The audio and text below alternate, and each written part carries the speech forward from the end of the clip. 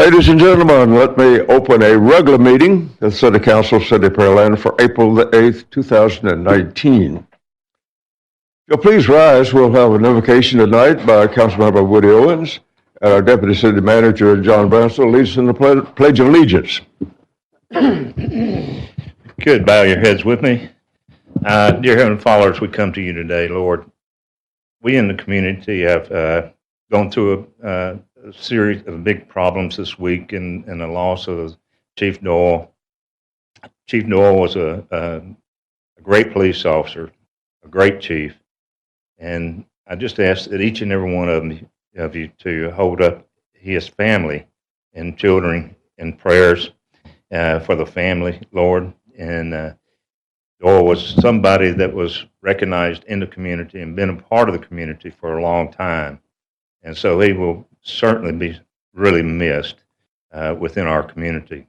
As a part of that, pray, Lord, for the rest of our responders here, police, fire, and EMS.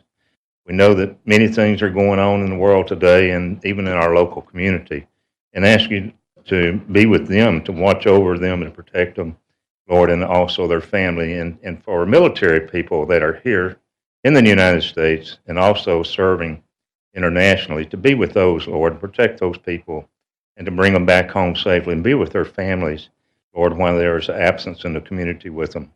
We ask these things in your name, Lord, to be able to do that and hold us all up. We thank you, Lord, for all the people that have come out here tonight. We thank you also for our people up here that own stage with us here tonight as elected officials, and also with our staff here, Lord, to look out across the community and do the best that we can for all of our residents within the community. We hold these things all up to you in Jesus' name. Amen. Please join me in the Pledge of Allegiance to our U.S. flag, please. I pledge allegiance to the flag of the United States of America and to the republic for which it stands, one nation, under God, indivisible, with liberty and justice for all. Honor the Texas flag. I pledge allegiance to thee, Texas, one state, under God, one and indivisible. Thank all of you for being here tonight. I think it's wonderful when our citizens come out and share the City Council chambers with the City Council as we go about the business of your business and our business of the city. Item on the, I'm following the same agenda that you would follow if you have a copy of that. And number 3 on that agenda package says roll call, and all of our council members are here except for Councilmember Little. He is stranded in up in Waco area, and he doesn't mind, and he's sad not to be able to make the meeting tonight, but he's also bemoaned in fact he can't watch the Texas Tech game on the television. So I thought if he came back he's going to be in a city council meeting, and we don't have a television for that anyway, so he's not missing a thing here. But thank you for being here. Moving in our agenda, there's item number 4, which is citizen comments. Councilmember Perez, would you address that issue? Thank you, Mayor. We have 2 individuals that have filled out cards stating they would like to speak. Both of them wish to speak on items not on the agenda, so we'll call them up now. First, Miss Melissa Washington. Washington, you know the drill. Please say your name and address for purpose record. Please keep the comments 3 minutes, and I will let you know when there's 30 seconds left. Sounds good. Melissa Washington, 2903 Amber Hill Trail, Pearland, Texas, 77581. Here representing the Texas General Land Office. And I'm glad to be able to make it today because I have spent a very long day, but a very wonderful day with Commissioner Bush traveling this area. We started the morning with a house in Lamarck and was able to give keys to a lady who has had a complete home rebuild. We then traveled to Alvin, where there was a citizen who had another home rebuild. We were able to celebrate with him, and then we headed to Sugar Land, where we had 4 citizens be able to sign contracts on work on their house post-Hurricane Harvey. There is lots going on in the state, but more importantly, lots going on here. Because the last meeting I came and let you guys know about an intake fair at Brookside Village, which was for all of northern Brazoria County. I am happy to say that in 9 hours, we had 90 people come and talk. They were able to speak to 2 different programs. They were able to apply on site. Most of them, actually 43 of them, applied for both programs while they were there. So much that our vendors have approved to be able to go to the Brookside Village City Hall every Friday from 3 to 7 p.m. for the next 6 weeks for people from all of northern Brazoria County and actually any affected area outside of Houston and Harris County, because they're running a separate program.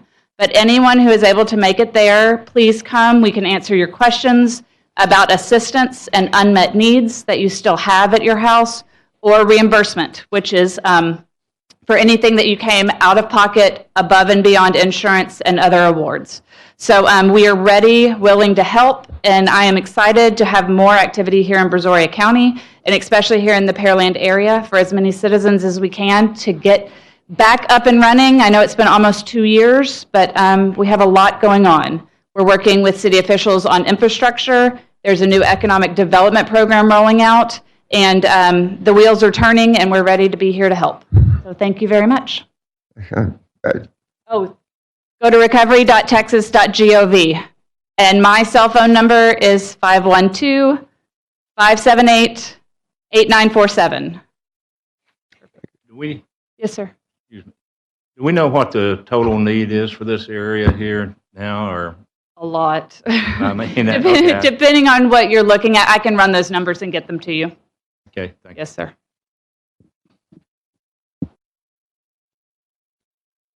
All right, next, Mayor, we have Ms. Kelly Moody. Ms. Moody, if you can please state your name and address for the purpose of records. Please keep your comments to 3 minutes. I'll let you know when you have 30 seconds left. I am Kelly Moody. My address is 3708 Pine Bark Court, Pearland. Honorable Mayor, Council, and staff, I'm here today with fellow board members of the Forever Parks Foundation, Michelle Graham, Maria Albrecht, Keith Ordno, Buck Stevens, and Bill Eisen. We're here today to say thank you for your support. Thank you for our partnership. We had a great year last year and a great year of growth. I've provided you with our annual report from 2018, so please read it at your convenience, add it to your reading material that you have.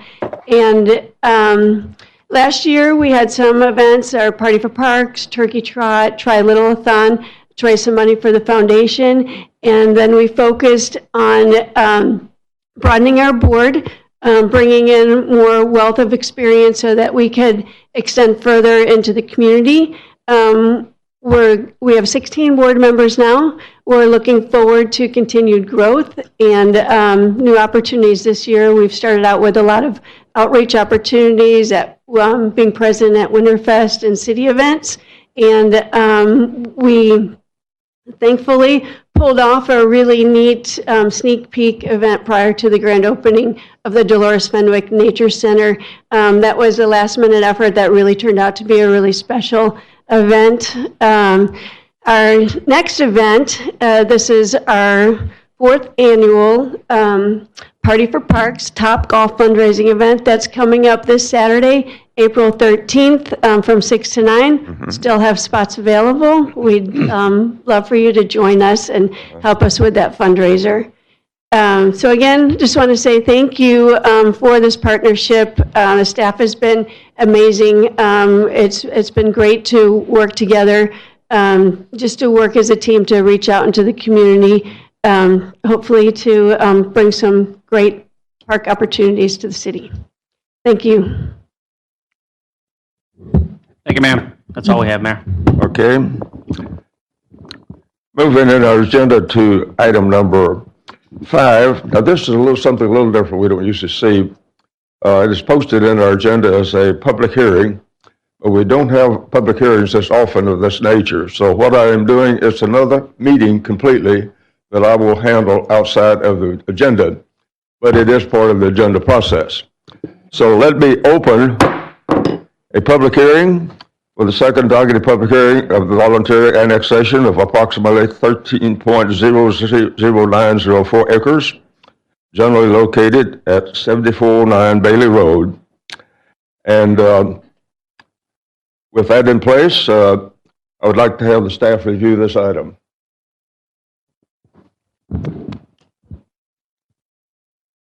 Thank you, Mayor. Council, this is the second actual public hearing for the voluntary annexation of about 13 acres located generally at 7409 Bailey Road.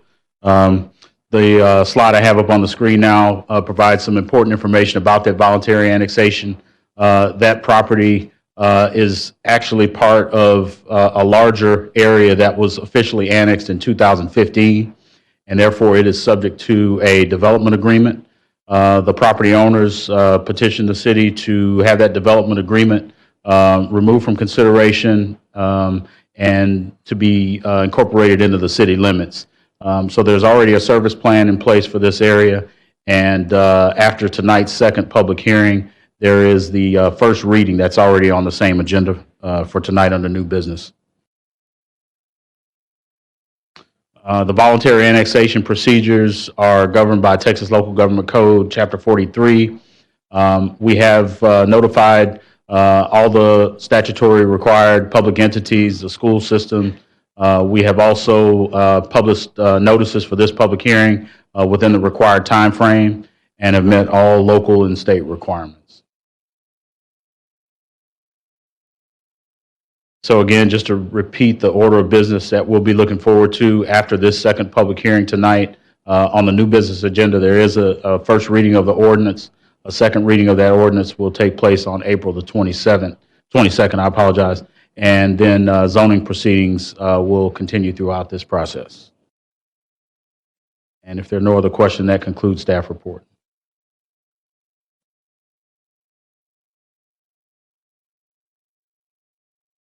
That concludes my report, Mayor. Okay. Moving in our report, the citizen comments, Councilman Perez. Thank you, Mayor. Is there any member of the audience who'd like to speak either for or against this proposed voluntary annexation? For a second time, any member of the audience that would like to speak either for or against this proposed voluntary annexation? Third and final time, any member of the audience would like to speak either for or against this proposed voluntary annexation? No contestants, Mayor. Okay. Moving in our agenda at item 5, which is council and the staff discussion of this particular item. Moving to the council part of it, Councilmember Carbone, any comments on this? Councilmember Reed? No comments, Mayor. Councilmember Perez? No comments, Mayor. Councilmember Hernandez? Councilmember Moore? Or Councilmember Owens? No comment. No comment, okay. Move into staff discussion at this point. That's it for us, Mayor. Okay. Moving to item 7, which will allow me to adjourn this public hearing, which I shall do at 6:46. And thank you for that staff support on that. Moving in our agenda to item number 8, we're back to our regular agenda, consent agenda. Councilmember Carbone, would you present for our consideration the consent agenda? Thank you, Mayor. I'd like to remove item E. D, E is an elephant. E as in Elvis, okay? Any other items to be removed from item E? With that in place, we shall proceed with that, okay? Thank you, Mayor. Consideration and possible action, approval of consent agenda items A through I with the exception of E. So moved. Second. Okay, we have a motion and a second. Mr. Secretary? Councilmember Carbone? Aye. Councilmember Reed? Aye. Councilmember Perez? Aye. Councilmember Hernandez? Aye. Councilmember Moore? Aye. Councilmember Owens? Aye. Motion passed 6-0. Moving to item number E, Councilmember Carbone. Thank you, Mayor. Consideration and possible action, Resolution R 2019-103. So moved. Second. Did I hear a second on that? Second. Motion and a second. Staff report. Thank you, Mr. Mayor and Council. Good evening. This is an item that we would ask your consideration award for our fire department services for their heavy-duty bunker gear, specialized cleaning particulates and other materials. Council may recall that we outfitted our crews with a second set of gear, and so this is inclusive of that and takes care of the next year upcoming. Council have any question or comment on that item? Councilor Reed? No, Mayor. Okay. Okay. Carl. Thank you, Mayor. I just had a question on the tabulation under the Lion Total Care. There's a note in there that makes it sound like we have to use them for all our new gear, but we're budgeting with the current recommended provider for the newer gear that has to be inspected later this year. If I just get some clarification on that.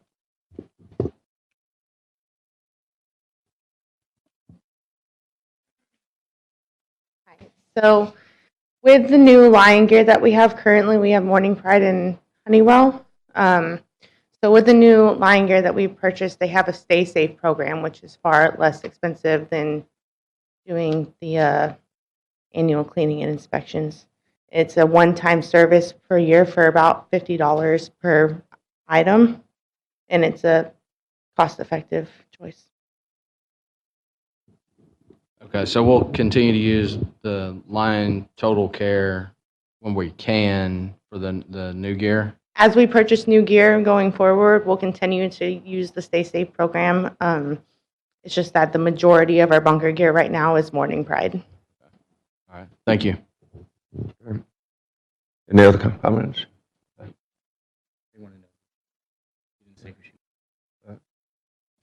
Ma'am, could you please identify yourself for the purpose of the record? Thank you. My name is Rachel Darrow, and I'm with the fire department. Thank you, ma'am. In case we have to use a copy of our recording, at least to know who's doing all the great speaking. Thank you for that. Council, any fellow comments at this point? Hearing none, Mr. Secretary, I think we have a motion second on the floor for that item E. Councilmember Carbone? Aye. Councilmember Reed? Aye. Councilmember Perez? Aye. Councilmember Hernandez? Aye. Councilmember Moore? Aye. Councilmember Owens? Aye. Motion passed 6-0. Moving in our agenda to item 9, which is matters removed from the consent agenda, and that was the one we did. Thank you. And there are none. Moving to item 10, new business. New business item number 1. Councilmember Reed, would you present this for our consideration? Thank you, Mayor. Consideration and possible action, first reading of ordinance number 1573, so moved. Second. Have a motion and is there a second on that? Yeah, and a second. Staff report. So this is for the property that Mr. Hardy just briefed you on at the public hearing. Now that we've completed the 2 requisite public hearings, we have an ordinance for your consideration to annex this property at the request of the property owner into the city limits of the City of Pearland. As was discussed, this was one that had that ag exemption with some of the original annexations that the city had initiated, and with some development, they're ready to come in as was noted. So that's it. That solve your question? Okay. Council have any other questions or comments? Having done, the Secretary, I believe we have motion second on the floor. Councilmember Reed? Aye. Councilmember Perez? Aye. Councilmember Hernandez? Aye. Councilmember Moore? Aye. Councilmember Owens? Aye. Councilmember Carbone? Aye. Motion passed 6-0. Moving in our agenda to item number 2, Councilmember Perez, would you do the honor? Thank you, Mayor. Consideration possible action, first reading of ordinance number 2000M-183, so moved. Second. We have a motion and a second. We're in discussion. Staff report. So with the annexation, we're running the zoning of the property in tandem. This would be the first reading for that same property and moving it from our quote-unquote holding zoning designation of SD into the neighborhood services zoning district, which is one of our allowances for retail developments. Council, any question or comment on that item? Hearing none, Mr. Secretary, look like we have motion second up here. Councilmember Perez? Aye. Councilmember Hernandez? Aye. Councilmember Moore? Aye. Councilmember Owens? Aye. Councilmember Carbone? Aye. Councilmember Reed? Aye. Motion passed 6-0. Moving on our agenda to new business item 3. Councilmember Hernandez, would you do the honor? Thank you, Mayor. Consideration and possible action resolution number R2019-101. So moved. Second. We have a motion and a second on the floor. Council staff report. Thank you, sir. This is something we're very pleased to bring to you for consideration. Council is well aware that we've had in our capital improvement programs and our various public safety studies, construction of a new fire station number 8 on the north side of Shadow Creek Parkway, west of 288. This will meet a very large demand that we have for service calls in that area. Currently, the only station we have west of 288 is Station 5, which is a very busy place. And so we've planned for this. We've designed it. Council saw a pre-construction contract with this construction manager at risk approach, and that's been successful. So we've been working with Durotech for the last several months since that award by the council, and we're now ready to present to you the actual construction. This process, they give us this guaranteed maximum price and quotation. So there's more certainty for the city and better approach, I think. And you're going to see another one of these at the next item. But this station's will be one of our larger one, and looking forward to getting this going so we can staff up and get the equipment in there and serve the community out of it. So ask for your consideration and positive approval of this tonight. Okay. Council, have any question or comment regarding this item? Mayor, I'd just like to note on the purpose of the record that the architect that worked on this project is one that I have an existing business relationship with. I've recused myself from any decisions associated with their contract. However, since this doesn't relate to them, I believe I feel comfortable voting on this contract. Okay, that's good. Any other question for council? Yes, Mayor. Why did we decide to go with the diesel generator opposed to the natural gas?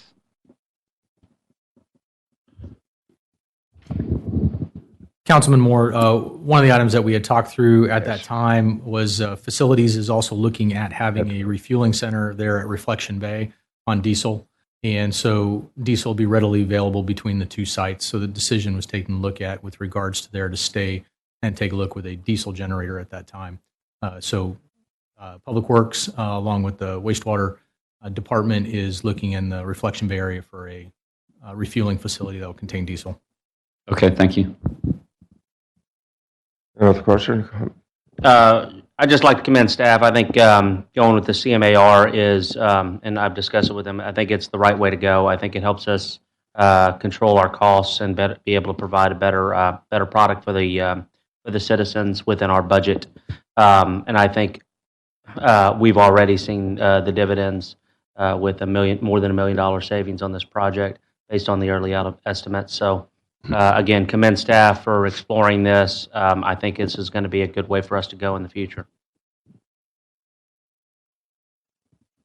Any other question or comment? I've got one. On this one, Robert, who has the holding of the contract? Is it this company here, or is it the city that has a contract that you're holding on it? Councilman Owen, the city has the contract with Durotech and also has the contract with Joyner Architects. So it is a triangle style setup. So the city still has control. I know that's what you're asking, sir. Yeah, and what I'm asking that for, if something goes wrong on the contract, and we got a guaranteed maximum price, how does that come back into us, or do they take care of that, or what? Hence why we have a guaranteed maximum price and doing the construction manager at risk program. Mm-hmm. Contractor's been involved for several months looking at the plans, providing their input. So unless it's owner directed or a truly unforeseen condition, That's the only time we'd see a change order. Okay, so they reviewed all the design work that has been going on to look at it on there. If something did come up of the design work, it was something happened out of place on that. Are they still at fault on that since they did the review on it? We paid for the review. This is Advice, or are we on the hook for it? This is a risk sharing. I call it risk sharing, is that they've assumed some risk, and we have, by bringing them on board, they have reviewed those plans, taken a look at them, provided their constructability review and input. So that would be with them, and that's why they've given a guaranteed maximum price to cover all those items. Within this price here, what kind of contingency do we have in it? We don't carry a contingency in it. None on this one at all? No, we have contingency monies, of course, for FF&E and those items that are outside that contract. And we do have, the city has a contingency that's outside, as per our normal budget process, that should there be an unforeseen, but that's it, it's minimal. There's not a contingency within the contract for them. That's owner provided. Okay, on this guaranteed price, that has nothing to do with FF&E, right? That is correct. Okay. All right, thank you. One quick question, Robert, on the same lines. Do we see any owner-elect changes that may be down the road? The only one that I can see right now is we're still in discussions with TxDOT with regards to how we want to light up their entrance coming in and out of that 4-lane road. Other than that, that's the only thing, and that's outside this contract. Okay, thank you. Any other comments from the council? Hearing none, we have a motion second on the floor. Mr. Secretary? Councilmember Hernandez. Aye. Councilmember Moore. Aye. Councilmember Owens. Aye. Councilmember Carbone. Aye. Councilmember Reed. Aye. Councilmember Perez. Aye. Motion passed 6-0. Looking at this item, item 4, and the rest of them in September the 30th of 2018, City Council approved a budget with potential items that need to be constructed under the capital improvements plan that we have in place for the future to meet our goal of making Pearland a special place and address the needs that we need. And most of these items we're talking about were items that on that council budget agenda that we passed and approved, and we're working it down now a little bit at a time as we go through the process. And item number 4 is another one of those along with the rest. And Councilmember Moore, would you present that for our consideration?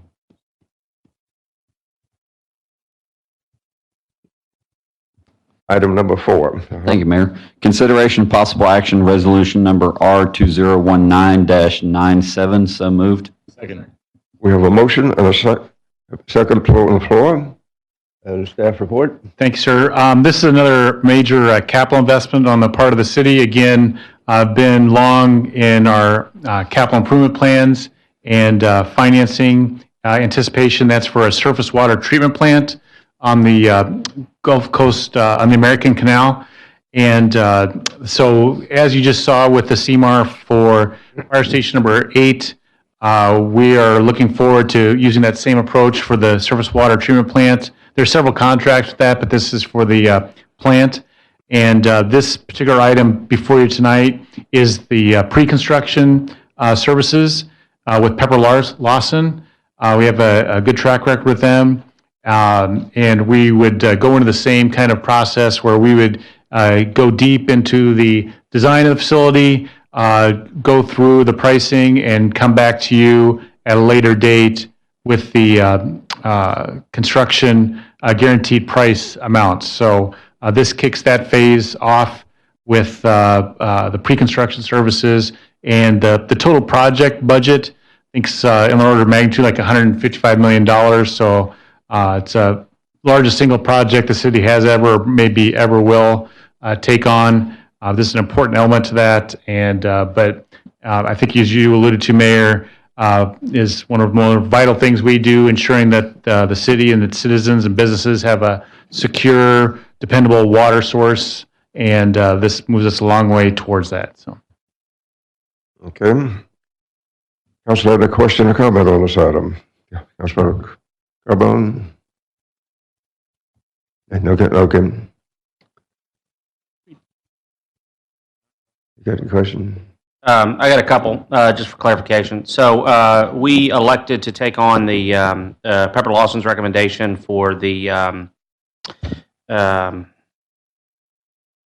or for the way they want to split up the tasks. So we have task 1 and task 2. Task 1 being on-site, task 2 being transmission. Just for clarification, task 1 include the intake. Are we splitting phase 1 and phase 2 as task 1, and then phase 3 is task 2? Okay.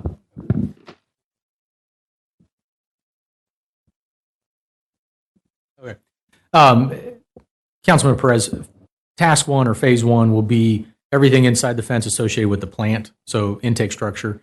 Task 2 is all the transmission mains, so anything outside.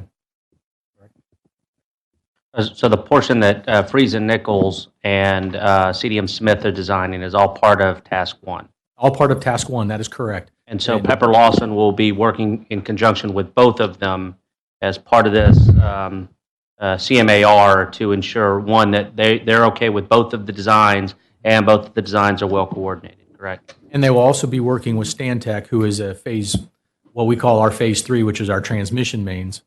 They will be working with them also. As we discussed at a previous council meeting, there was the opportunity, as we discussed with both firms that interviewed for this, to take a look at looking at combining all phases together under one CMAR contract versus bidding them out. And we saw that there is a magnitude of savings associated with that by having the single contractor or CMAR contractor take a look at all phases and be able to bid them out that way. So we're taking that, as we mentioned in the previous council meeting, in that discussion, we took a look at that on our own in discussion with regards to the contractors that were interviewed to see if that would be a best fit. So, I mean, my point is that we're not going to have any issues with any handoff between design because we elected to take everything in one CMAR umbrella contract, correct? That's correct. We're trying to minimize finger pointing. Okay. On the owner allowance, I believe that value is at $100,000, correct? At least that's what it said in the Thursday. So, Correct. What do we imagine that owner allowance to be used for? I think it would be mostly geotechnical if we need some extra geotechnical associated with structures, findings that are above and beyond what we need some more testing for. We won't use that for any change orders, correct? No, sir. Okay. That's all I have. Any other questions, Council? Yeah, I just make a comment. Although this is a heavy price tag for this surface water treatment plant, it is something that will be needed down the road. So I'm glad to see that we're getting ahead of this and actually going to do this.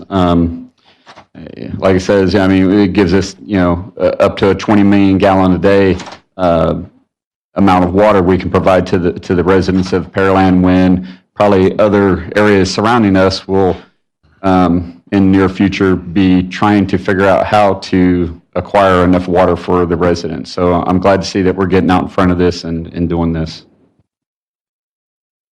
Okay. Another question, comment? Carbone. Yep. Thank you, Mayor. From a budget standpoint, it looks like we're already about $4 million upside down on the project. What's the plans to fund that difference? And do we have any ability to go back and get any more bond or funding from the TWDB? Councilman Carbone, yes, we're actually adjusting that with regards to the next year's capital improvement program. This is reflected of what has been approved for the 2019 program. Also, we recently met with TWDB and are working with them to see how we can adjust our loan. They're very receptive to it and being able to extend a further line associated with the low interest loan for this project. Thank you. Okay. Another question or comment?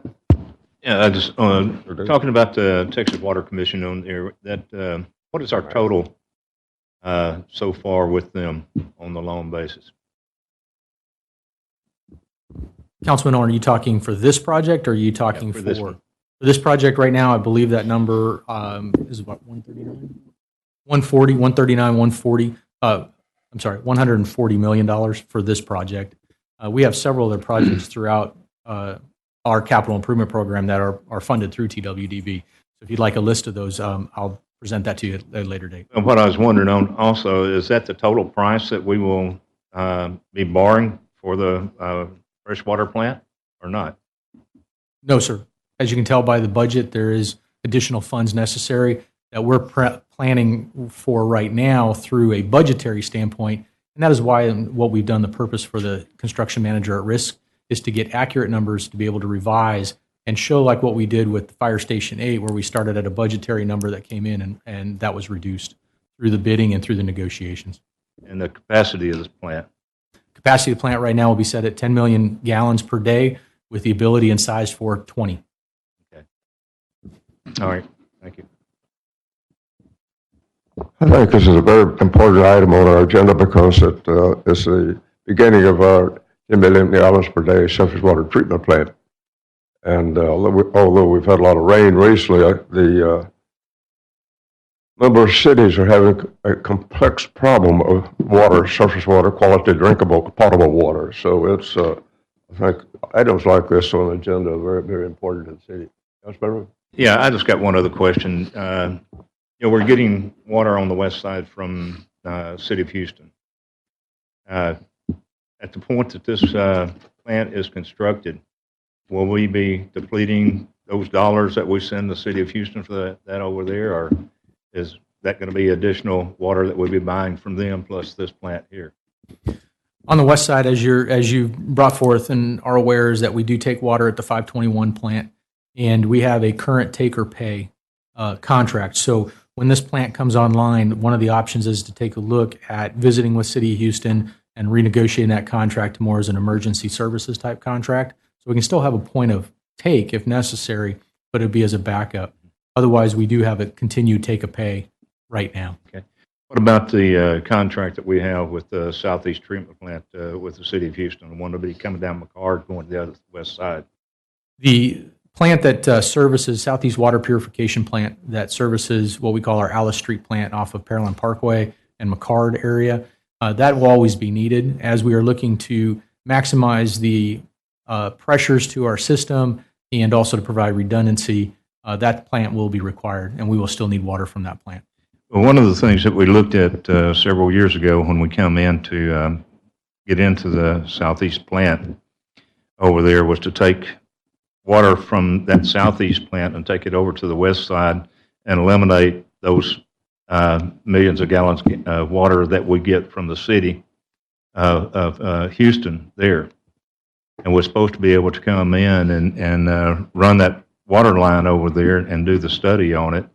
And actually the difference that was playing out of the Southeast plant versus the one on the west side that was buying it from the City of Houston was going to pay for that $9 million estimate that we had to run that through there, just in the difference in the cost coming out.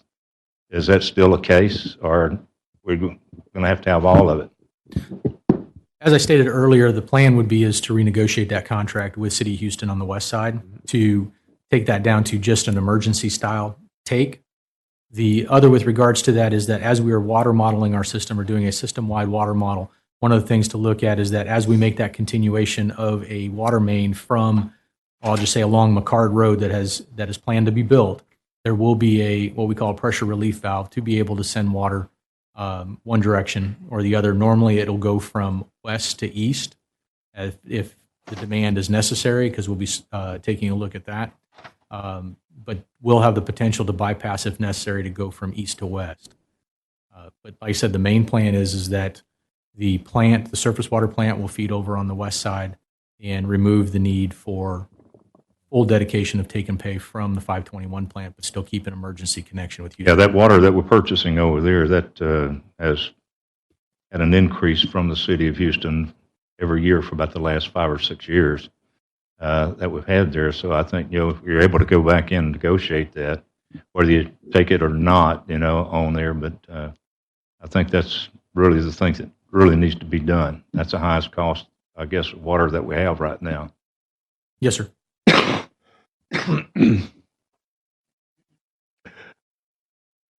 I know our citizens are going to be very pleased to know that our council has taken the initiative to start this process of putting in place super water for the future. I think it's something that is going to be invaluable to the progress of Pearland. And for the comment or question, I think we ran out. Secretary, I believe we have motion second on the floor. Councilmember Moore, Aye. Councilmember Owens, Aye. Councilmember Carbone, Aye. Councilmember Reed's absent from the chamber, Councilmember Perez, Aye. Councilmember Hernandez. Aye. Motion passed 5-0. Okay. Moving to item number 5, Councilmember Owens. Continue there. Consideration possible action, first reading of ordinance number 2000M-181. I so move. Second. Motion and a second. We're in discussion. Staff report. Thank you, sir. There is a existing planned development on Rice Dryer for a small office building park. And as a PD, changes are mandated to come back as an ordinance change through this process. And so this particular one is just for a tweak to the building size. And so it should be pretty straightforward for your consideration. Staff have any comment, Professor, on this item? Hearing none, I believe we have motion second on the floor. Councilmember Owens, Aye. Councilmember Carbone, Aye. Councilmember Reed's absent from the chamber, Councilmember Perez, Aye. Councilmember Hernandez, Aye. Councilmember Moore. Aye. Motion passed 5-0. Item number 6 on our agenda, Councilmember Carbone, would you consider this? Thank you, Mayor. Consideration possible action, first reading of ordinance number 2000M-182. So moved. Second. We have a motion and a second. We're in discussion. Staff report. I'll ask my planning colleagues to help me out on this for another planned development. This up at Kingsley and Broadway. I believe we've seen this through the process and had positive recommendations. But maybe they can give us an overview of this. Correct. This is for that planned development that currently has a gas station built, and there were 2 out parcels built last year or in the process of. They are coming back for a design plan change that was discussed at the March 18th joint public hearing. And this had a positive recommendation from the Planning and Zoning Commission with no additional changes to the plan.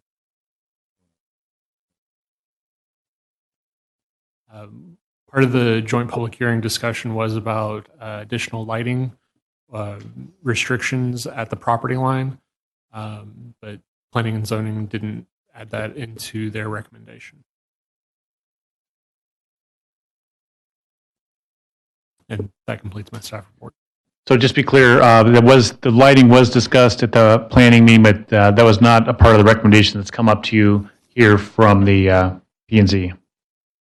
But otherwise, for your consideration here.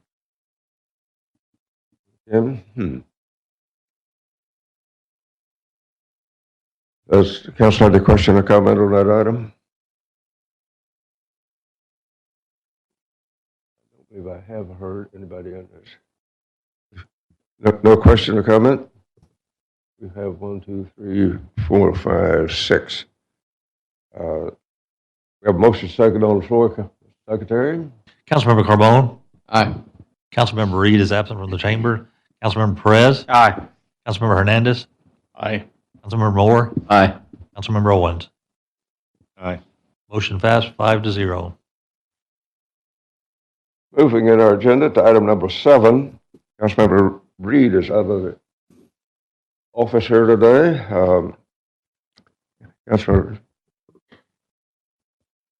yes, out.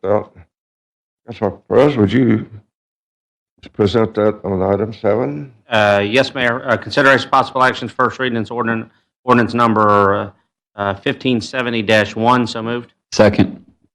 I have a motion and a second. We're in discussion. Staff report.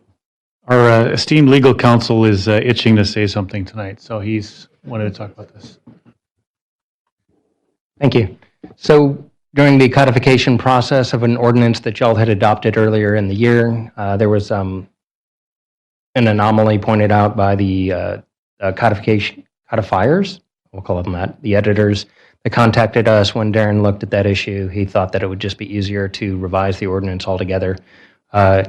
Really, it's changing the purpose section, making it more readable, and that's what's here for you tonight, and then it'll go to the codification process. That completes your report. Yes, sir. Council, any question or comment on that item? I just wanted to say thank you. If you are privy to my emails to Darren, which I guess Darren's not here, but I love this kind of stuff. So thanks for cleaning it up, making it easier to read. That's always an important part, I think, of what we do is making anything easier to understand. So I'm sure Darren is watching, and well, maybe not, but we thank you. No question or comment from council? Secretary, I believe we got a other. Councilmember Perez? Aye. Councilmember Hernandez? Aye. Councilmember Moore? Aye. Councilmember Owens? Aye. Councilmember Carbone? Aye. Councilmember Reed is absent from the chamber. Moving in our agenda to item number 8, Councilmember Hernandez, would you do the honors? Yes, sir, Mayor. Thank you very much. Down here. Consideration possible action resolution number R2019-100. So moved. Second. I have a motion and a second on the floor. Council report. Thank you, sir. So Broadway is the city's traditional and future major east-west arterial. It is a state route, and the Texas Department of Transportation, the road is undersized for the needs of today. The TxDOT has seen fit, and they've got a plan design for the entirety of Broadway to look at widening the roadway itself from 288 all the way over to 35. They also have construction money slotted for the section first half from 288 to Cullen. To get out in front of that, staff's recommended that we undertake our own initiative to look at land uses in that corridor because of its importance. Look at also right-of-way coordination, utility coordination, takes that are going to be needed, and the impact for parking areas and the like of existing properties. Basically to do some of the pre-planning and communication work that wouldn't normally come with a standard just TxDOT road project. So it's a major effort to undertake. This study has been reviewed by and approved by the Pearland Economic Development Corporation. This will be from their proceeds.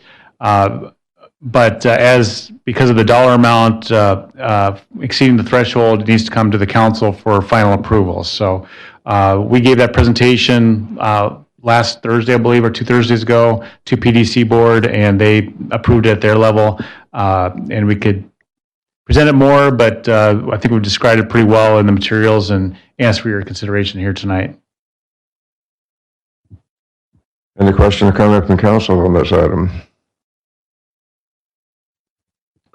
No, Councilman Carbone? Yeah, thank you, Mayor. I guess what's the final deliverable that we'll get out of this? Or you want to describe that? If you go to, I think it's their task 6.5, it kind of describes the development plan. If you remember our State Highway 35 plan, it would be a similar document. Obviously, this one's a little bit more engineering focused because we're really focusing on the reconstruction of the roadway. But I mean, all the items that you see on the 7 task, there'll be reports and information all combined into one document that describes and summarizes all the findings of it. Okay. And how many, so we went out for what, RFP? We did do an RFP instead of an RFQ because this is really more planning services, but with a lot of engineering in it, and we only did receive 1 response. Any reason why? I think many of the engineering firms probably are hesitant to reply to an RFQ probably was probably part of the reason. Okay. How do we get comfortable that we've got the best vendor selected when we only had one? Yeah, we've, staff has tremendous experience with Kimley Horn as a firm and believes they're qualified to do it. And then we spent, quite a bit of time with them refining their proposal and the cost and feel comfortable with the numbers. All right, thank you. Any question or comment on this item? Yes, Mayor. So this may be more in Robert's arena. So how far along is TxDOT in their design of 518? TxDOT just started their environmental process, so they just had their open house about a week ago and stepped forth on the process, and they're moving through that. They have funding. The funding's there.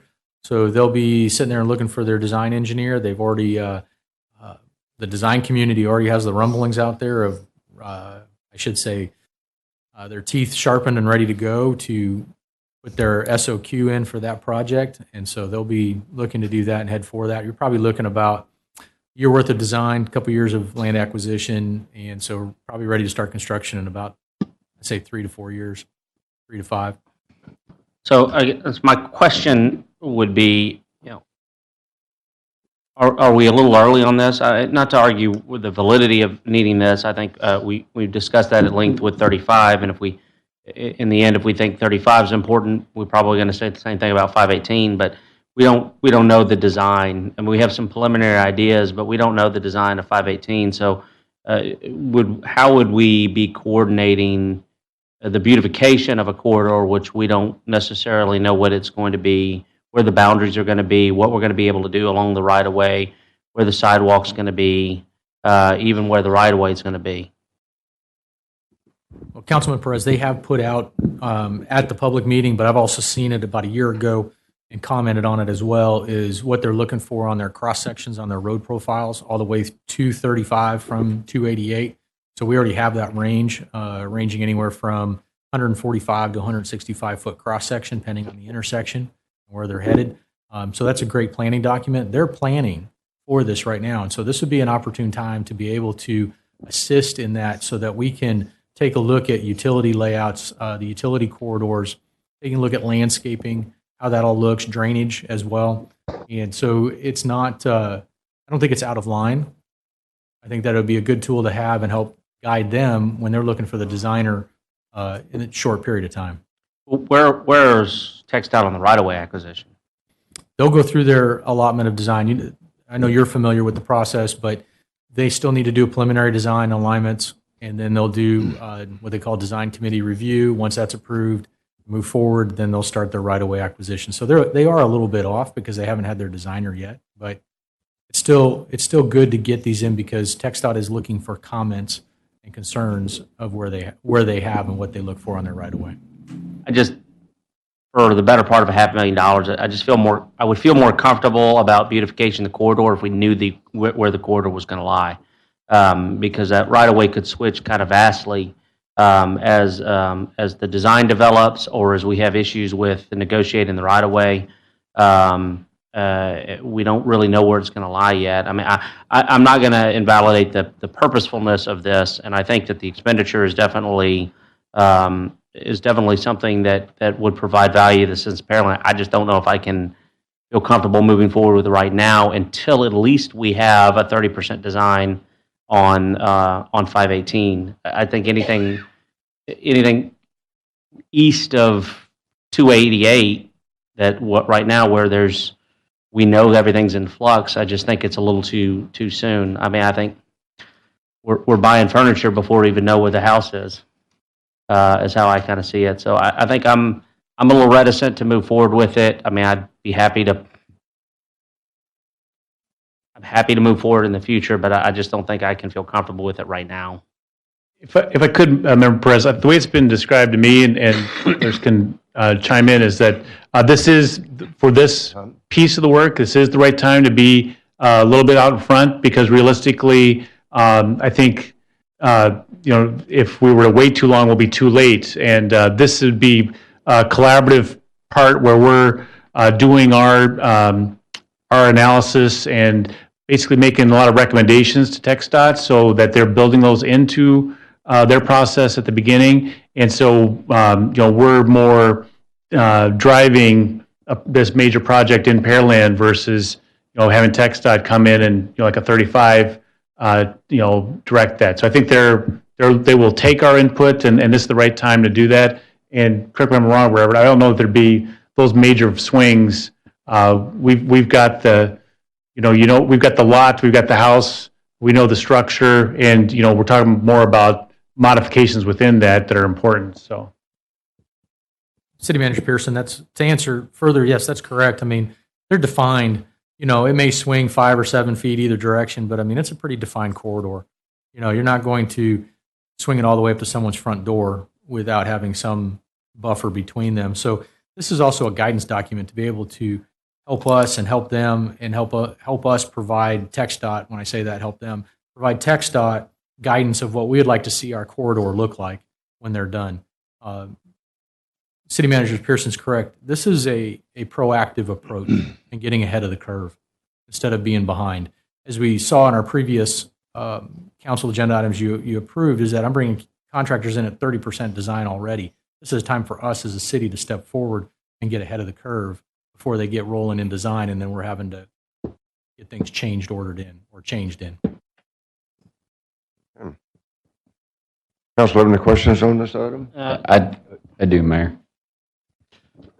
I lost my place here. Somewhere on here on this document, part of it is that they're going to review something about access to businesses, access by business type and land use.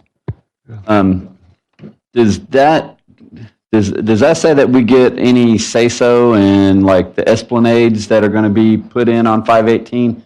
Because I think some of the areas on 518 where the esplanades are now don't necessarily fit where the businesses are. Makes it difficult to get to some of them. So do we get any say-so in that at all?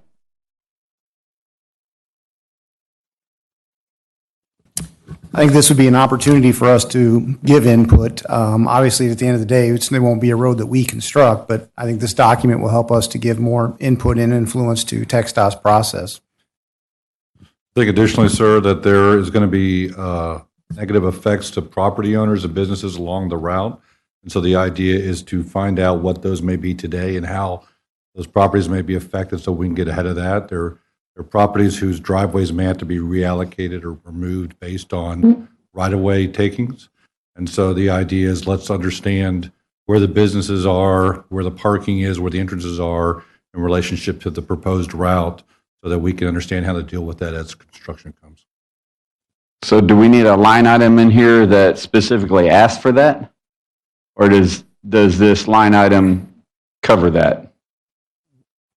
I believe we're comfortable that that covers that. Okay.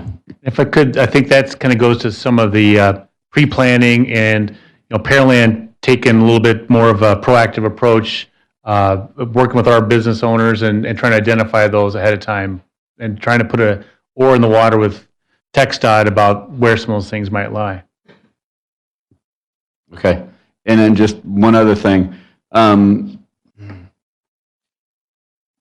When it gets to the point where they have some kind of design to show, do we get to see that and approve that? Because I worry that we're paying double for for Highway 35. They came in, they redid it all, and then now PEDC spending money to re-beautify it. So I would rather not have to do that twice. If we get some kind of say in that, then I think we ought to say it up front. So 3 years from now, we ain't redoing 518. Well, 35 is a little bit different. I mean, I know council's aware, but that came as a very quick one of those ARA projects, and there's I take the point, but there's a little bit more different dynamics, and I think the point remains that we're trying to influence the TxDOT design at the appropriate times. We're doing things that they wouldn't do otherwise Otherwise, you're going to get, like I think you're saying too, you're going to get a text dot road project and nothing else, and it's going to come in and, they've got their certain way of doing things in a lot of projects. So this is a way that we can get out in front of it, identify the issues, do the utility coordination, do some planning ahead of time, look at all these things that wouldn't necessarily pop up, and we can hand that to them and go along with it. And rightfully so. And if they're not willing to adjust, then maybe they can at least leave some of that stuff blank, so we're not spending money to dig up bricks to put back bricks. Just not having put the bricks in, and we'll just do it later. If there's opportunities to leave us that blank slate, I mean, just like 288, we're coming back with the beautification after the main project's done. So, where it's appropriate, if there's something else like that comes up, we could do that too. It's my understanding, TxDOT has had several of these hearings in the past regarding 518, and it hasn't moved forward just yet. What is the probability, I guess, of it actually moving forward? I guess the reason I'm asking this is, what is the lifespan of a project like this? How long is its usefulness, or is there going to be a point where if they don't move forward in a certain period of time? Well, it's in the tip. I mean, that's what Robert said. So the construction monies are in there, the design money is in there. So, it's as certain as things can get in this world. So it's different from all the times in the past that. Yeah, I mean, I don't know which ones you're referring to, but yeah, there's been, these things have long lead times. So maybe those meetings were leading up to this, but we're at the cusp here now where they're got it in the tip and got that construction money set aside. So. Okay, thank you. One of the things we did on 35, this thing was designed and with some kind of really not a great input of ideas, but it was 10 years ago. And when TxDOT does a job, they do it the way they do a job. And when we call for brick lining, they just poured a little sand and put the bricks on top of the sand. Well, if we'd done the job today, the way they did it should have been done by TxDOT in the first place, and that is put concrete base and put your brick on top of the concrete base, because the sand disappears and washes down, and that's why you got an undulating type of a surface. So when you start looking at what happened then and what we're trying to do today, I wish I took a look at the roadway, and the concrete base was what we were really after, and it sounded pretty good, but some of the amenities were not one of our favorite products today. But we're making a difference. We're trying to make it what it should be in 2020, and I think it's a process that the Economic Development Director and the board has spent a lot of time working on, and have done a lot of thinking, and I think it's going to look nice when we go through it. Wish that we could have had some of this input back then. They would have probably put a concrete base for the bricks and other things that we are going to preserve today. But that's life. Sometimes you get things that you're so happy to get it, you just don't complain too much. But I think it'll be a very, very improved picture, because Highway 35 needs to be upgraded. This is the first big step to make sure that everything that comes in later is going to look pretty nice. Because everything else put there was put in 1940 and 1945 time frame. So this is our chance to make that one of the premier signature entrances again, like we had planned. Councilman? Yeah, I've got a couple of questions on this. Number one, is anyone here from Kimberly Horn? If you don't mind, I'd like to discuss it with you. Yeah. The podium's yours. If you would please state your name, company you work for, and your address for the purpose of the record, please. My name's Mike Feeney. I'm with Kimberly Horn Associates, and my personal residence is in Houston, 825 Ralph Allen Street in Houston, Texas. Okay. Yeah, a couple of things on here that I see on here that talk about the entrances and everything off of 518. Is that something we're going to be able to do, or are they going to cut out some of the entrances or look at them into the businesses and put like a baggage road through there to go from one end to the other with that. And we're getting little comments now from the property owners on there. And the other thing that I see on here is the economic development trends and conditions. What would that be? Okay, to the first part with the access points, we would take a look at the access along there to make sure anything TxDOT's proposing, can we tweak that to make sure the businesses have access? We'd also look at access management along the corridor. We want to provide access to all the properties, but do it in an efficient and safe manner. Sometimes you can combine a few driveways, still have same access to all the properties. The corridor flows better, and they actually end up getting more business. So we're going to take a look from the City of Pearland business point of view to influence TxDOT. Same thing someone else mentioned, the median cuts in there. We're going to take a look and see if those make sense to provide access across there as well. As far as the economic development portion of it, we're going to look at some of the parcels along there. And I've got Tony Allender with me from Halls Hill, who's a sub-consultant to us on this firm. They're economic experts. So we're really looking at developing the corridor's full potential from a mobility point of view and an economic development point of view. Looking at parcels, what changes could we make that would better serve the parcels? There's a few blank parcels in there we're talking about looking at. How do we maximize the development potential along the whole corridor? Okay. And I think, Robert, you made the statement that the money is there with TxDOT. I find in, the people that I've talked to that the money is not there. As a matter of fact, I meet with Commissioner Austin once a month, and he said that they're having a problem with the Lieutenant Governor putting money back into TxDOT and using it for other things. He said, really we need to look at trying to get the Lieutenant Governor to kind of loosen up the ropes a little bit on TxDOT, that they're having a problem with that now. So,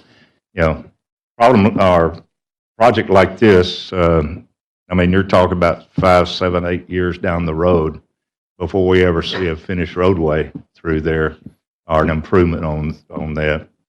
And I think like with Trent on that, I think this is a little bit early to start looking at this right now. To be honest with you, it should be done into there, but I think now to be able to look at the streetscape and things like that, and we don't know what the right-of-way is, we don't know what the right-of-way alignment is, we don't know what the laterals are from the storm sewers coming out that's got, to take the water out through there. We don't have any of that information, and I don't see.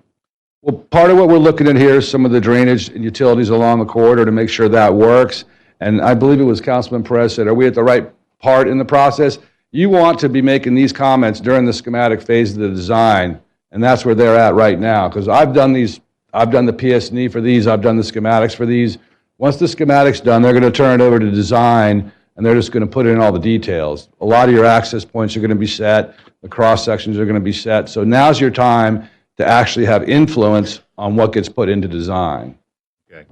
Yeah, and with that, I think, that's correct at that point on there, but trying to get back with TxDOT to get that in. Anything that comes in additionally that we want to do, of course, I'm sure TxDOT will come back and we'll have to pay for that additional that we want to do. But I just think right now, I think it's a good plan, but I think it's early, to be honest with you, on there. And, some of the streetscape and things of that nature, I think is early.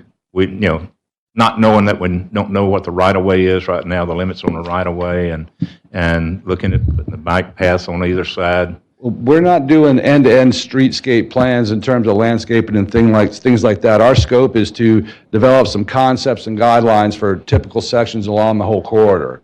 So that will allow for some flexibility when the final right-of-way is set to the nearest tenth of a foot. And Council, we need to understand this is not designing the streetscape. This is a planning effort to get out in front and set the schematics and the typicals. And Robert, address the financing and the funding, because it's set, right? Right. On March 22nd of this year, the HJC Transportation Committee approved for this project to be added to the TIP, and that called for $32.4 million to be for the expansion of 518 from 288 to Cullen Road of 865 to 6 lanes. So the funding is added for that, for the construction of that. So that falls in line with taking the environmental in 2019 design for 2021. right away in 21 and 22, and then construction starting in 23. And that was added on the 22nd at the HGAC. And again, the schematic, I mean, the schematics can be coming up, but we're just 1 year ahead of that. So this is the time to do that if we want to have any influence about the how they do design it when they design it themselves. So if we don't, we're going to be chasing after. We're going to be going through this at the same time and afterwards and trying to do all things that Member Moore said we don't want to do on this one. Is there any opportunity to come in to bury the center point lines through there instead of having the raised poles? That's some of the utilities that we're looking at, consolidating utilities, putting them underground. That's part of our scope to look at all that.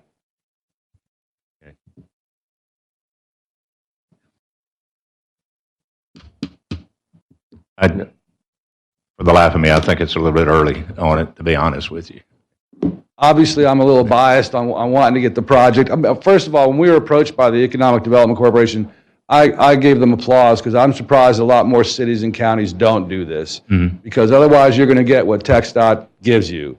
And I think it is the appropriate time. You can influence the design or certain cross-sections greatly during the schematic phase.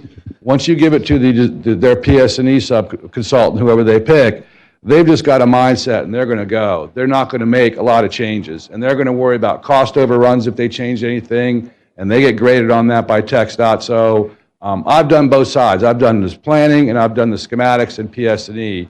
And if you looked at it, I wish I'd have brought one. If you look at TxDOT's timeline for a project, this is probably the ideal time because they've actually gone through. I went to the public meeting a couple of weeks ago at the high school here. They've got edge of pavement in there. They've got all that stuff. And once it goes from the schematic through to PS&E, they're not going to change much for you. They'll change a couple things, but you're not going to have a great deal of influence. If you get in now and give them input, they appreciate it because they don't, they would rather have this stuff happen during the schematic phase. Yeah, and anything we'd like to influence it with and make changes, I'm sure we'll have to pay for that additionally with TxDOT. It seems like a low price, $32 million for 288 back into 35 to come in and widen it. It sounds like a pretty low price to me, but that may be just be for the construction that I said they're constructing to Cullen. So I don't know where that 35 was, but that's so it's only from 288 to Cullen, that 32 million, and they're looking to fund in the next round from Cullen over to 35. Okay, so the limits on this contract here, does it go from 288 to 35? Correct, it does. And their schematic actually stops just before 35, whereas we're going to see how to connect it all the way over there, which is kind of a little cowardly on TxDOT not to go from Walnut over, but they didn't. So we're going to take that over there and give you the best ideas to work with TxDOT on. Because TxDOT currently has another project coming down 35, so you could take some of those ideas and give them to them to get the full end-to-end connection. Yeah. Yeah, it seems like the further we get down on 518, it's a lot of property that we're going to have to buy out, a lot of businesses we're going to have to buy out, and homes through there if we're going to extend it on either side through there because there's not much right away. We'll provide some options in here. If you do this, kind of a matrix of here's the pluses and minuses of each scenario we come up with. So you can make an informed decision or propose to TxDOT an informed decision. Well, I still think it's a little bit early. Nothing against Kimberly Horn. I've known y'all for years and years. No, I mean, I've worked with y'all a lot of times previously with other companies I was with. So it's just, I think, it's real early, I think, for us. I don't know. I don't know what the rest of the council is. That's okay. Thank you. When I moved here a number of years ago, Makawa and 35 was supposed to be our signature entrance into Pearland. And then we spent 35 years trying to hide them. Sir. But it didn't work out, so we're fixing them finally. Don't walk away. Wait, Mayor. Sorry about that. We're just letting the gentleman stay up there. He's probably going to get called again in a second. Okay, good. But I think if we follow what we're trying to do on, maybe not on Makawa, but on 35, I think we're going to be very proud of what the results will be in the future. So I have a feeling of comfort personally. I've been watching 35 and trying to hide it for years, but it didn't work out. So we're fixing it. And I think it's well on the way, and I think we're all going to be very, very happy what the results will be. Any questions there, Reed? Yeah. So we just had what, a $4 million change in one of the previous agenda items, and kind of listening to what's been said, I tend to agree that maybe we are kind of jumping out early. Let me ask you something. Who are y'all's competitors? In general? In general, like who does this same kind of work? On the big scale, you could look at someone like HDR, DesignWorks, AECom, WSP. I mean, Kimley Horn's nationally we're 3,500, maybe 4,000 people now. So we're not a 50,000 person firm, but we compete with them. So most of the engineering firms in town are our competitors. Okay. And the reason why I asked that is because, I guess you guys were the only ones to respond, and that's not your fault. But at the same time, there's always good to come out of competition. And, we're spending, close to $500,000 on some things some of the things, correct me if I'm wrong, staff, but that will take place, during the actual construction phase. And with, all due respect, TxDOT may say, we don't like that. We, forget what you're saying. We're going to do our own thing. And so, I think we are kind of early with this. And, I don't know that approving 400,000 right now, and it's not that you're going to do a little bit of work. I mean, you're doing some real evaluation, but I just, we put a lot of money into consultants, a lot of money, and it just seems to continuously increase. It's increased over the past 4 years for sure. And I know it's coming from TIP funding, the final project is, but at the same time, there's other places where we could use money and maybe hold off on something like this, or see. I'm not advocating for your competitors, but $400,000 for a municipal contract is pretty high. So that's pretty much it. I'm passing on to, I think, Councilman Perez and Carbone have some other stuff. I guess some clarification, because I heard TxDOT approved funding, and I guess, so now I'm hearing TxDOT approved funding from 288 to Cullen. Construction, designs for the entirety, or this, what's the right term, schematic? Schematic for the entirety. Construction money's been slotted, as was outlined for 288 to Cullen. City Manager Pearson, I apologize. It's designed for the whole thing. They're only going to build. So design of the whole thing, and construction money's been slotted for the Cullen piece. And I guess the thought being, since they're designing the whole thing now, this contract should go the whole way, not stop at Cullen. Their schematic runs almost all the way over to 35, right to where Walnut splits off. And that's where their design will go to as well.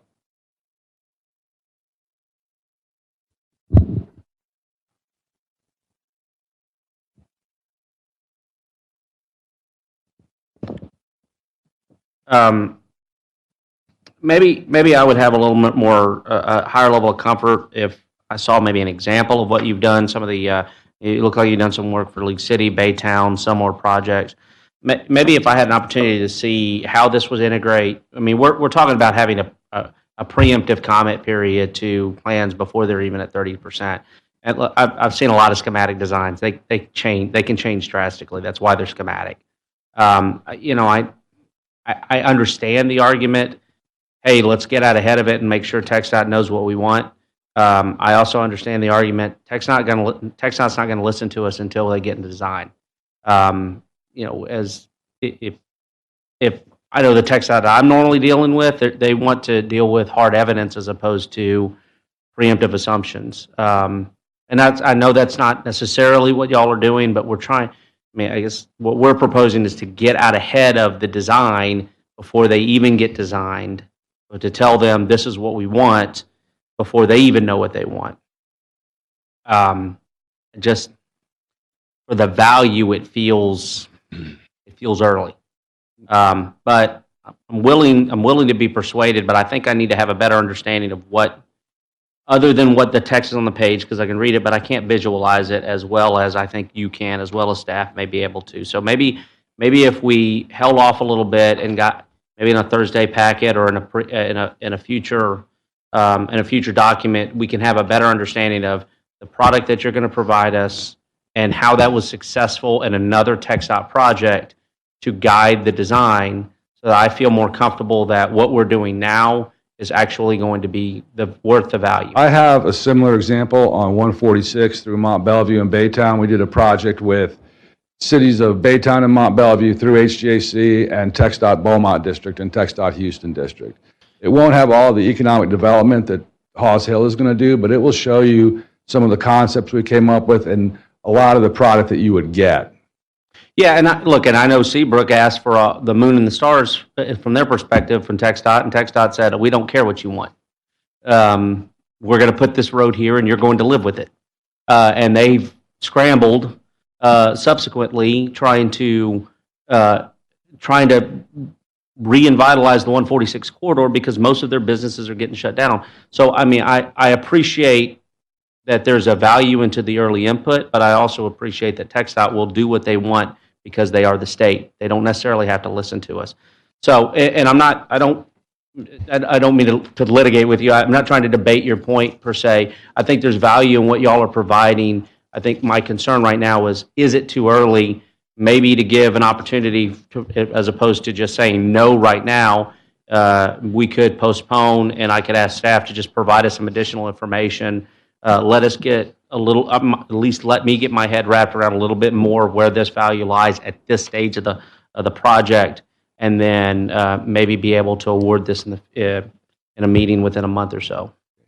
Yeah, I'm not upset with any of your comments. They're all valid comments. All of you are paying attention. Those of you who aren't engineers or actually have a future in one if you want. So thank you very much.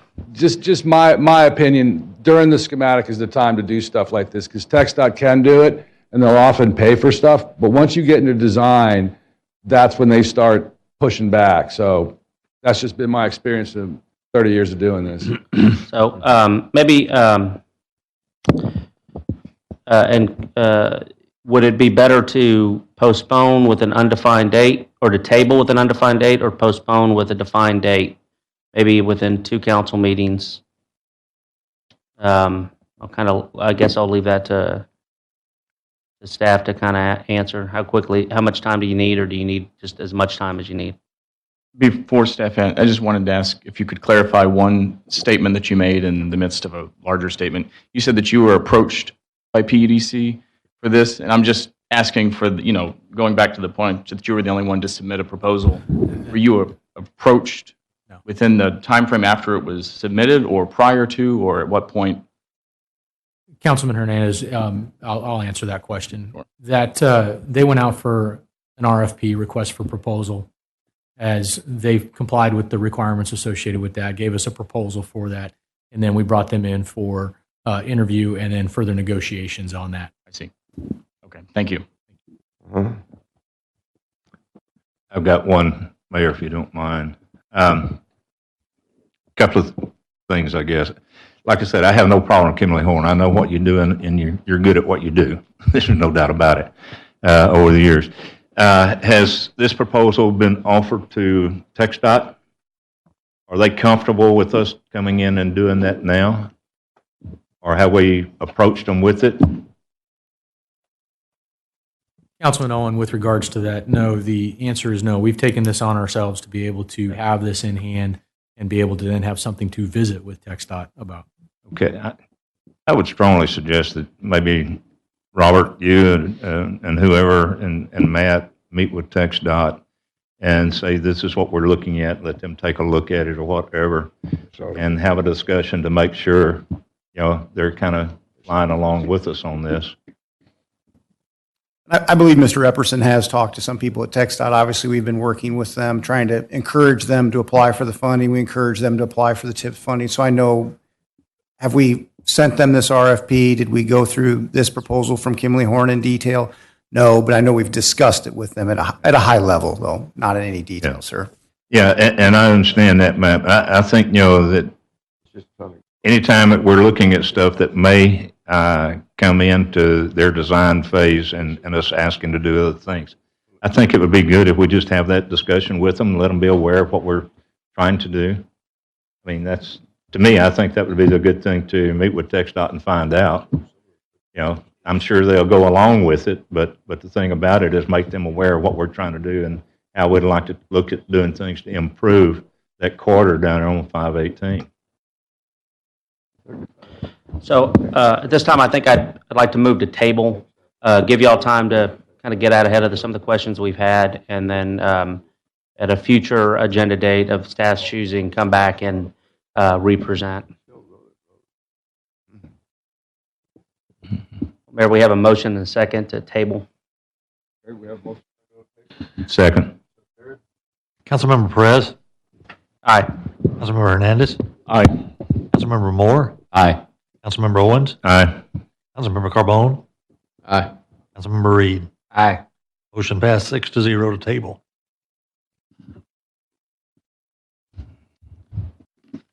Moving in our agenda, item number 9, Councilmember Reed, would you present this for our consideration? Thank you, Mayor. Consideration and possible action, resolution number R 2019-96, so moved. Second. We have a motion and a second. We're in discussion. Staff report. So this item is a renewal of an existing contract that we'd bid, but for the upcoming year. We are in need through our Public Works Department for various electrical services. Boyer's performed admirably. We do have a process for managing the contract to make sure that we're tapping this when we need to and only when we need to. But we do have to have this in place so we can have the pricing and the services all lined up when middle of the night or whenever something fails, so we can get their advice. So.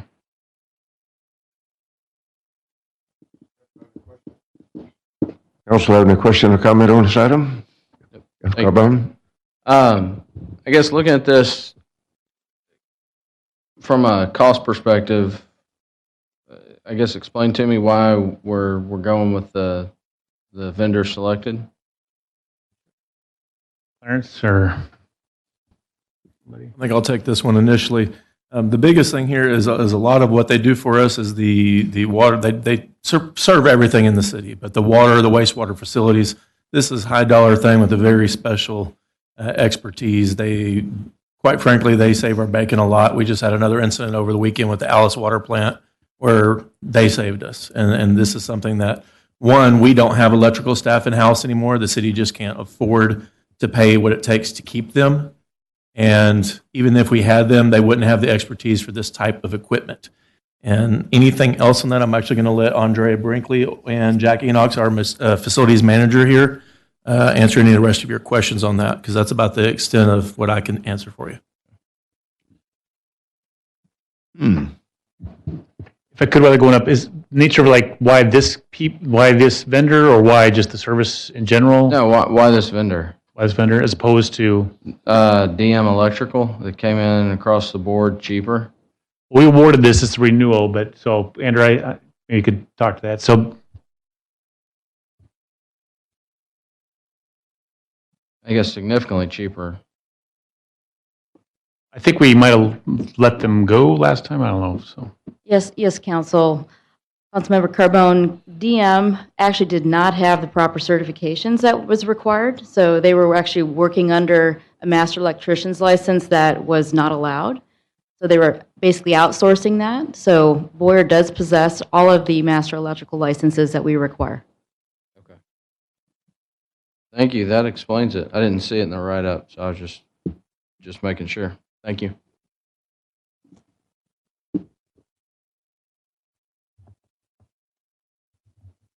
Any other question or comment?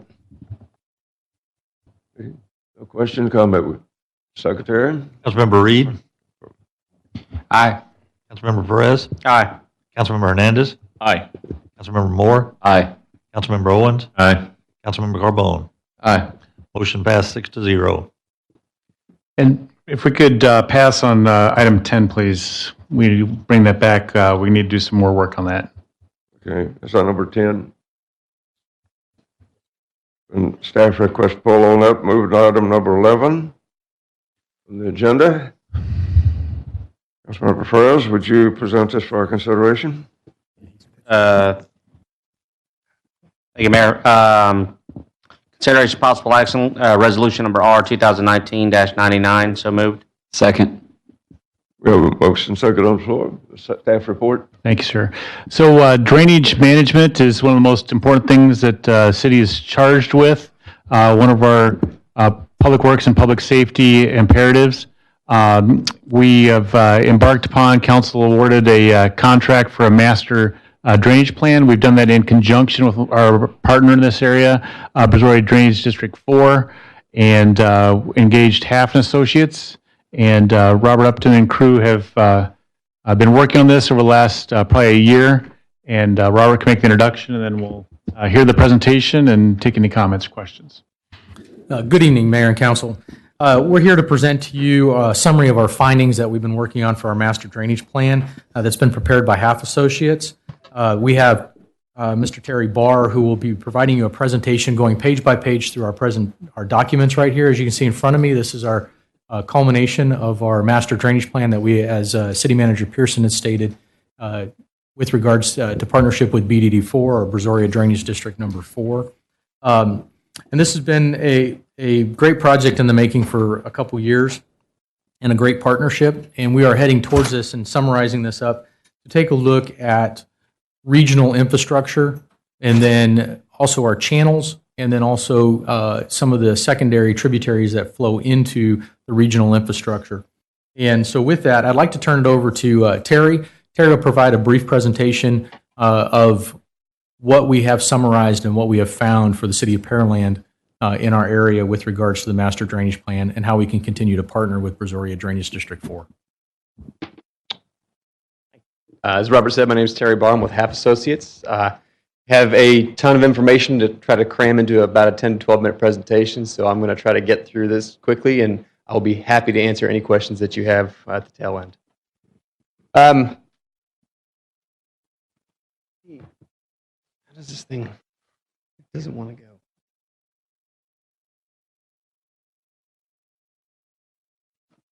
How do we advance?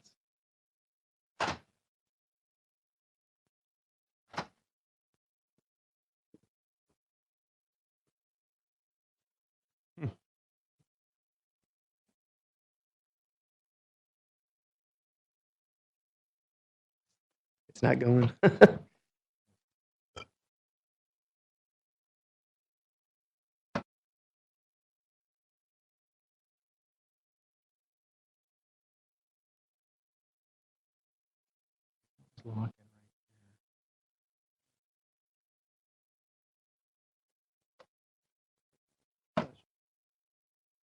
Let's do this. I know. Close that one.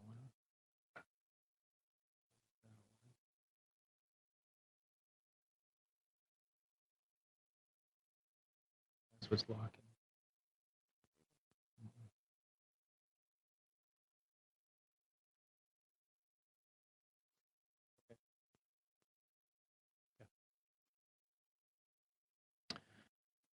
Okay, sorry about that. So the purpose of the Pearland Brazoria DD4 Master Drainage Plan is to basically conduct a detailed investigation of the existing flood hazards in the area, identify potential drainage improvements, and aimed at protecting people and property, to provide an understanding of the project needs and costs for CIP budgeting, and really to develop a framework for drainage improvements in an environment that, quite frankly, changes very often. Obviously, the city, is, as dynamic as it is experiencing change on a consistent basis. The Master Drainage Plan encompasses about 100 square miles. That's a combined jurisdiction between Pearland and Brazoria DD4. The city is primarily developed, heavily urbanized, whereas the ETJ and unincorporated areas are largely undeveloped, although there are some pockets of developed area. There's several major watersheds that encompass the entire MDP area, MDP being, Master Drainage Plan. City of Pearland is really encompassed by 4: Clear Creek, Hickory Slough, Marys Creek, and Cowart Creek. Clear Creek is really the subject of an ongoing federal project, so the bulk of our efforts with the Master Drainage Plan study within the City of Pearland were for Hickory Slough, Marys Creek, and Cowart Creek. That's that area right there in yellow. So what are we hoping to accomplish? Several different objectives, goals and objectives came out of this. One, we wanted to update or develop new existing conditions, hydrologic and hydraulic modeling. Basically, models of all the major bayous. We wanted to prepare a comprehensive plan to provide drainage improvements for major creeks and bayous. So that's your Hickory Slough, Marys Creek, Cowart Creek. We also wanted to look at the local ditch capacity and determine improvement costs for ditches, which we'll get into in a minute. And then develop a list of specific projects intended to meet those flood reduction goals for both the channels and detention and then local ditch improvements. And then take all those projects and prioritize them and develop a plan to implement that. So as part of that master drainage plan, we updated the existing conditions modeling for all the tributaries, but in the City of Pearland, Hickory Slough, Marys Creek, Cowart Creek, and then several of the smaller tributaries such as Town Ditch, Country Place, and others that feed Clear Creek directly. What we found was the average bayou ditch capacity has somewhere in the 3-year or less 3-year storm capacity or less. So that's not uncommon, but certainly something that we want to try to improve. We also noticed that most of the bayous have pretty wide floodplains, and there is consistently overflow from one watershed to another in several areas. So how do we go about achieving flood reduction? We looked at several different approaches. Among them are regional detention, where basically storage volume that we're using to reduce flows in the channels or to mitigate increases due to conveyance improvements. We looked at conveyance improvements. That means adding capacity to your ditches, making them bigger and wider to be able to carry more water. And in some cases, we looked at bypass channels, which is channel improvements, but using an alternate route or to, I guess, maybe substitute for a route that can't really be expanded. In the case of Hickory Slough, which we'll talk about in just a minute. The big thing I think I want to mention here is that this master drainage plan really is a guide for flood reduction projects. Implementation is not done in a vacuum. As I said, things are constantly changing, and we just want to let everybody understand that as you implement and prioritize projects, it's going to change as the city grows. So this is going to be a continually updated plan. So I don't want to get too far into details, but basically using a combination of the approaches that we just talked about, detention, bypass, and conveyance, we looked at a series of improvements for each of the watersheds. Now, one of the differences between this approach and some approaches that have been done in the past is that rather than look at individual projects for isolated areas that have specific problems, we looked at a watershed-wide solution where we are putting together a series of improvements that serve the whole watershed and then phasing them in order to make it economically feasible, basically affordable. We looked at a 100-year level of service, what it would take to achieve full containment of the 100-year storm, and we also looked at a lower level, alternate level of service for cost savings purposes. And so what you're seeing on the maps here is the 100-year level of service. Existing is the light blue, and the dark blue is the proposed inundation. So you can see with the 100-year, you have full containment except in the channel and in the existing detention ponds. With the 10-year level of service, the lower one, you still see a pretty significant reduction in inundation, but you also see some areas where it's still flooded during the 100-year storm. If you have 10-year level of service, you're not going to be able to contain the full 100-year storm. And for reference, the green bubbles are basically an approximation of the detention that is needed. We did not specify exactly where that detention would go. That's something that would be identified during project development for specific projects. With respect to Marys Creek, you can see that, again, it's a pretty large inundation area, not probably as bad as Hickory Slough, but in the lower reaches, you have pretty good containment, pretty good level of service. You have a bypass channel down at Marys Creek that seems to be doing a very good job along with the detention ponds down there, and that's reflected in the inundation mapping. We did do conveyance and detention improvements in this area, and you can see again for the 100-year containment in the channel and in the existing detention ponds. This stream actually has a current level of service that's between a 5 and a 10-year, which is pretty good regionally. So we looked at what would it take to get a 25-year, and a 25-year has pretty good containment, as you can see. Cowart Creek system is an especially complex one, and it has a lot of different interconnected channel segments and restrictions with State 35 and the railroad. So we, using similar approaches, we did 100-year and then 10-year level of service. The amount of detention required is significant because the level of capacity in the channels is less than a 3-year storm for most of these. So when we go from less than a 3-year storm to trying to contain a 100-year storm, the storage volume needed is significant, which is why you see so many green bubbles all over the place. There's a lot of detention involved for this particular area. Now, in addition to the major bayous, we also evaluated the capacity of about 90 miles of local ditches. And by local ditches, I mean either roadside ditches or collector ditches that that collect the drainage and feed the main bayous. So on the screen, they're the ones you see in purple, where the blue squiggle there would be Hickory Slough. So they're not the large ones that we're modeling, but they are decent-sized ditches that serve an important drainage function. And so we looked at those, evaluated the current capacity, and then determined what it would take to get 3-year and 10-year level of service and the associated costs. So we have a long list of projects, both large-scale and smaller-scale projects. How do we prioritize those? We knew at the outset that we didn't want to rely simply on benefit-cost analysis, because benefit-cost analysis is going to skew the results toward areas that are more heavily developed and areas that are more affluent. And so in order to find a more equitable way of prioritizing projects, we looked at a couple of different metrics. Now, we did look at your traditional benefit-cost analysis, performed damage analysis for the existing conditions as well as the proposed conditions, and then used the project cost to determine a benefit-cost ratio. But we also looked at other metrics such as the prioritization based on need, which looks at raw numbers. How many structures are in the 10-year floodplain, 100-year floodplain? What are the historical flood claims? What is the channel capacity in the area? None of that is dependent on the actual cost of the property. It's kind of a little bit more equitable way of looking at it. We also looked at improvements such as just raw numbers of structures that were removed from the floodplain, the amount of acreage removed, the amount of roadways removed. We're trying to have apples-to-apples metrics across the jurisdiction. We also looked at development potential. How much area is left in a particular area that's undeveloped, and what is the potential for that area to grow in the next 10, 20, 30 years?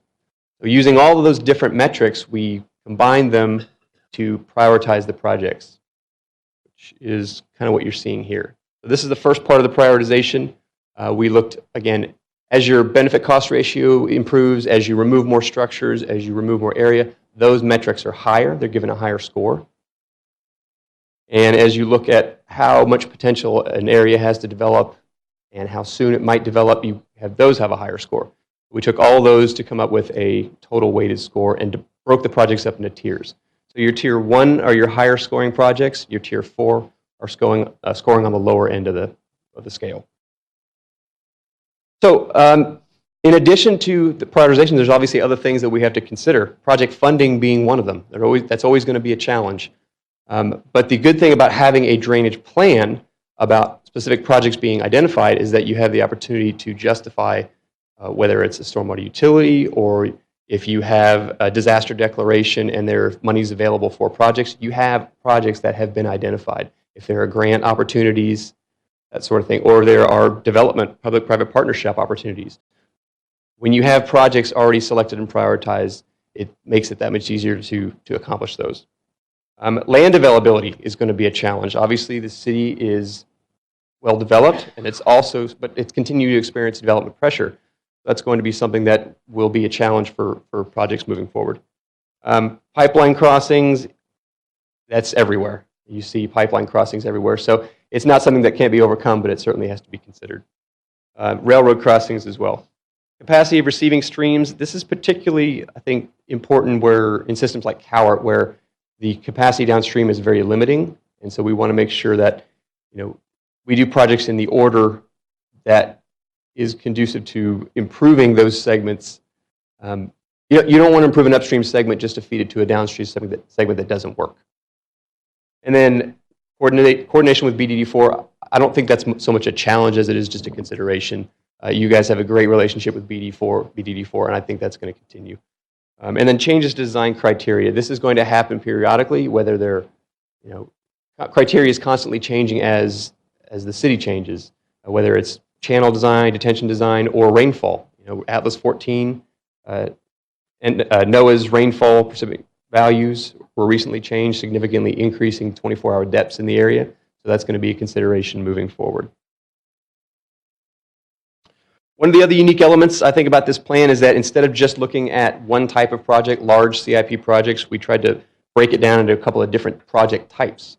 We have large CIP projects, which are your major bayous, small CIP projects, which are local ditch projects, but that are above 500,000. We have small O&M projects or operation and maintenance projects that are less than 500,000, something that could be a little bit easier for a city or a BDD4 to take on themselves. And then we also have reserve projects, which are your large CIP projects, which weren't necessarily scoring as high, but if an opportunity arose, like a public-private partnership or a grant opportunity, those projects would be identified as well.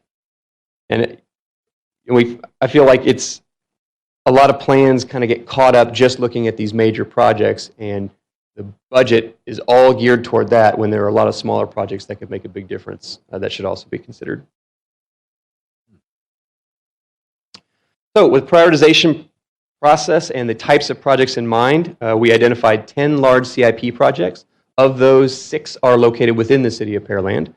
We also identified 5 reserve projects. Of those, 1 is in the City of Pearland. And these are major projects, but they're also, they have the opportunity to be phased as well. Each of these has been given an initial phasing that shows up in the implementation plan. So the price tags on these are not small, but they can be bitten off into, in smaller bites.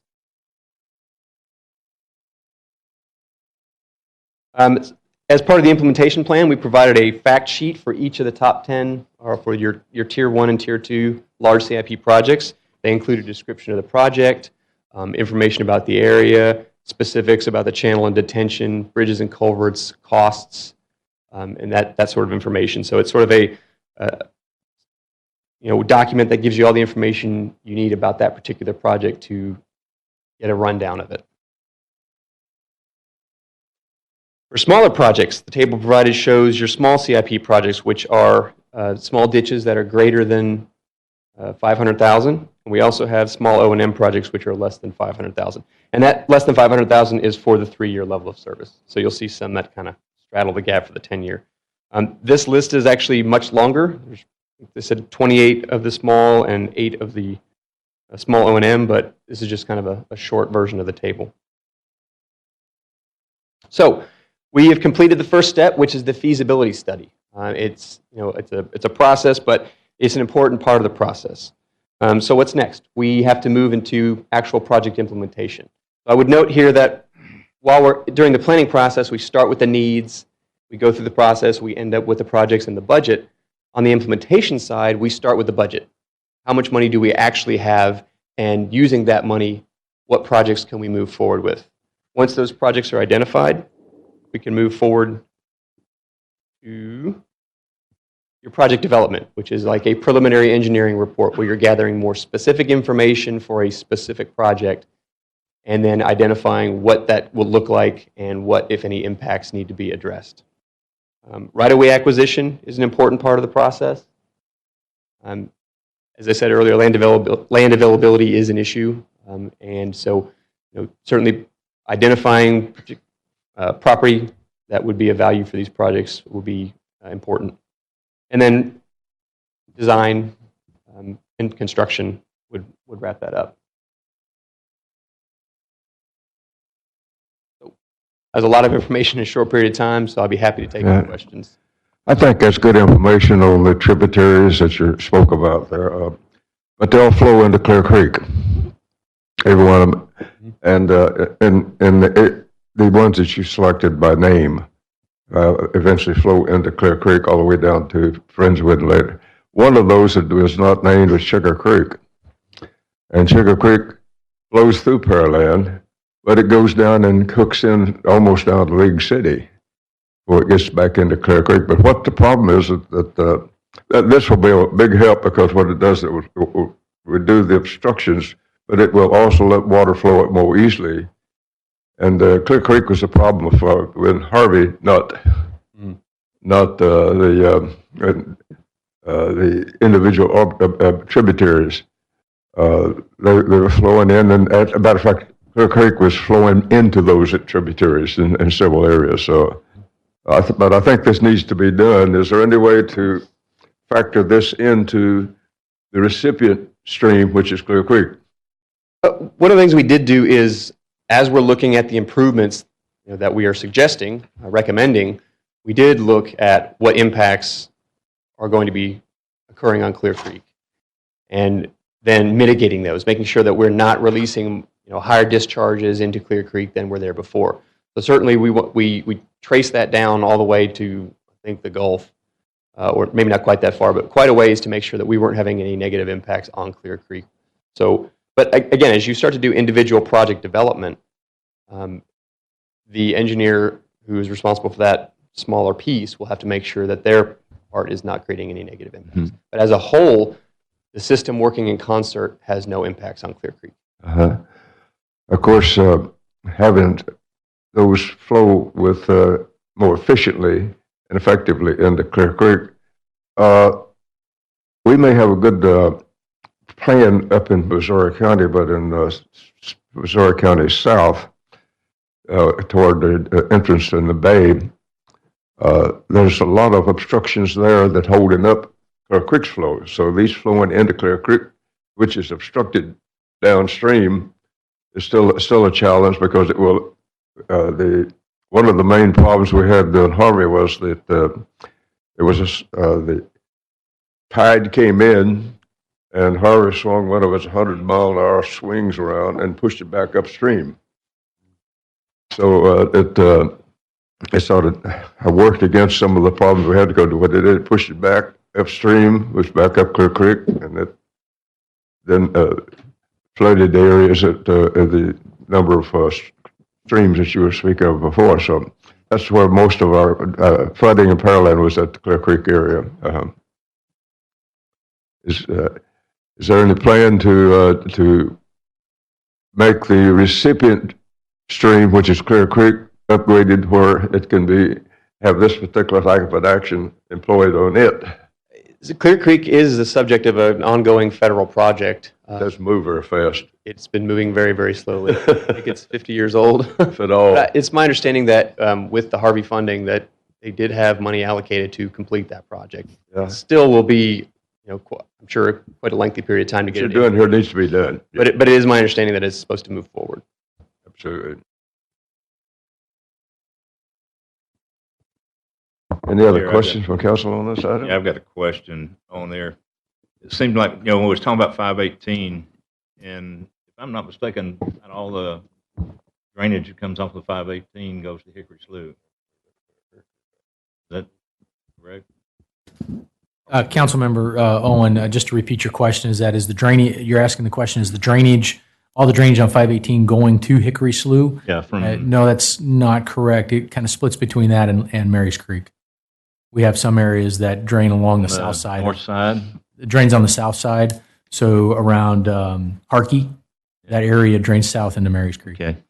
And I think on this one, you mentioned something about looking at the structures also, because a lot of the Mary's Creek, a lot of the structures are old, and they're actually choke points, I think, on the drainage. We did look at those. And as part of the improvement strategy, those that were undersized or needed to be improved in order to keep up with the capacity being proposed in the channels were also recommended for replacement.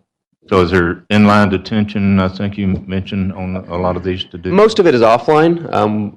We find that that's more efficient because, not to get too technical, but as the offline just takes the overflow, which means you don't chew up all your storage volume with the early part of the storm. Okay. And so that's what you see. Most of the ponds that you have right now are offline. All righty. It's a good plan.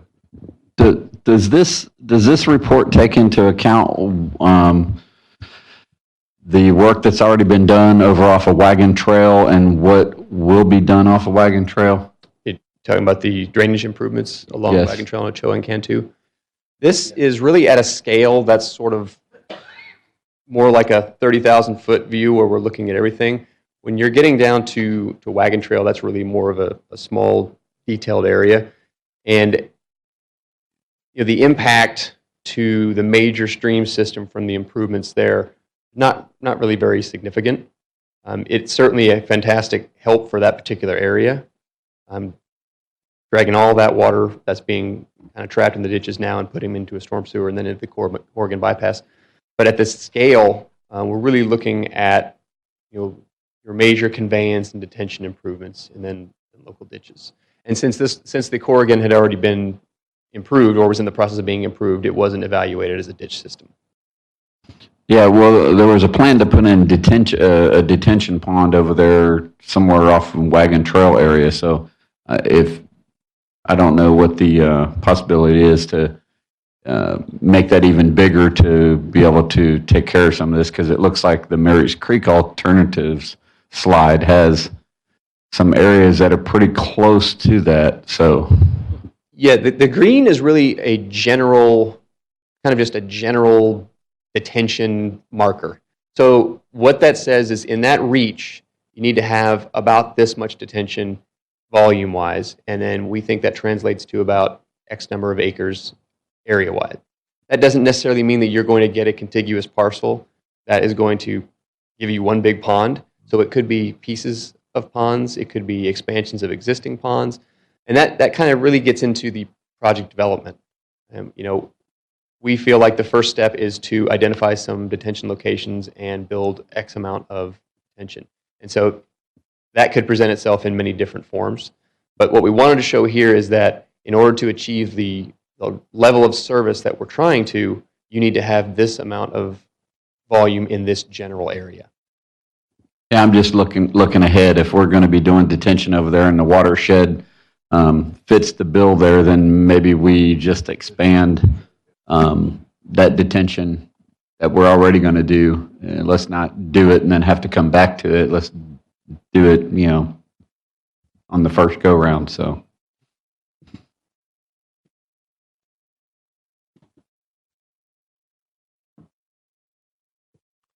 Any further council questions? Mayor, Council, Robert wanted to give a little coda and just talk about like at least one of the implementation steps. I mean, these is going to take a major capital improvements. We have to digest and build these into CIPs, work with BD4, et cetera. But Robert wanted to touch on at least one of the future items that you're going to be seeing. Yeah, thank you, sir. Mayor and Council, as we're wrapping up this presentation, one of the things that has been asked and talked a lot about is a utility drainage fee or stormwater utility fee. And one of the items that we're looking at is we're taking this information here, and in a subsequent council meeting, we'll be coming up and talking about that in more detail, how to integrate this, how to integrate local drainage projects that we've identified from Hurricane Harvey, and how we can improve those, and taking a look at potentially the implementation of a stormwater utility fee that has been presented to you in our early input council sessions. So that'll be forthcoming, and we're in the process of taking this information and developing that. Okay. Any other questions or comments from council? Yes, Mayor. I have a few. One, I appreciate the study. I wish I had more time to dig into every paragraph, but in general, I think it's great for a great evaluation of our channels. I think initially kind of dovetailing with what our city engineer said. I think we need to have a more regular and more frequent schedule for this update, similar to what we have with the water and the sanitary sewer, the wastewater master plan. Same thing we have with the thoroughfare plan. This needs to be regularly updated because, as our consultant has said, this changes regularly and far more frequently than the other three that we do modify on a regular schedule. I do think that there's There's a couple of questions. Forgive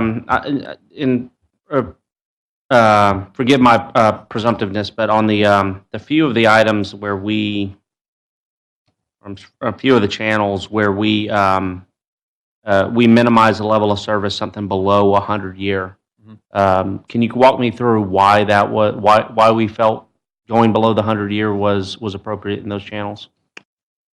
When we look at these planning studies, the goal is always, can we get 100-year level service, and what would that take? What would that take area-wise? What would that take financially? And so quite often it can be cost prohibitive, so we like to look at both a full 100-year level of service option as well as a lower level of service option, because you can get pretty significant reductions in inundation and in flooding with some of your lower levels of service. In some cases, a 10-year won't get you very far, but in some cases, a 10-year will get you most of the way. And it really just depends on the specific situation. So in some of these, we actually found that when we did a 10 or 25-year level of service, the cost difference between that and the 100-year was significant, but the removal of structures, the acreage that we've removed from the floodplain were very similar. So it gives us the opportunity to take a lower cost approach and still achieve most, if not all, of the goals that we set out to with the 100-year. Was there any thought to looking at a 500-year level of service for any of these channels, particularly, I would say, Hickory Slough or maybe Town Ditch, where we've had a larger spread of the drainage throughout the city? We did not look at a 500-year level of service. It's typically beyond what we normally look at, and especially with Hickory Slough, you run very quickly into. We're already limited with the land availability, particularly with the detention, and then as you're expanding the channel, and so in order to get 500-year level of service, you have to expand both. Now, I will tell you that we did look at what a 500-year does with that 100-year level of service, and in some cases, many cases, we had to alter the detention a little bit to make sure that we had the level of service that we're shooting for, but we also don't have negative impacts downstream for any storm. So in some cases, you'll see a little bit higher detention maybe than it would just take for a 100-year because we're trying to offset some 500-year impacts, even though you technically don't have 500-year level of service. Well, and forgive me, I'm sure it's in your report, and I couldn't locate it very quickly. But what do we assume for our 100-year, 24-hour event rainfall? It's the old number. It's not the Atlas 14 number. Okay. I mean, are we? Atlas 14 didn't come in until much later in the process, and the numbers certainly weren't finalized until more recently. So we're looking more like 13.5 inches opposed to 17.5 inches. Yes. I mean, personally, and this is no criticism of the report. I mean, y'all are going off of the information that's relevant to us, but I think maybe in a subsequent update, maybe it's maybe we dovetail to this project as it is while the information's fresh and the consultant's still looking at it. We look at the 100-year values that Harris County is accepting and what they're going to start moving forward with on as far as the 100-year 24-hour event, which I think is closer to the 17.5.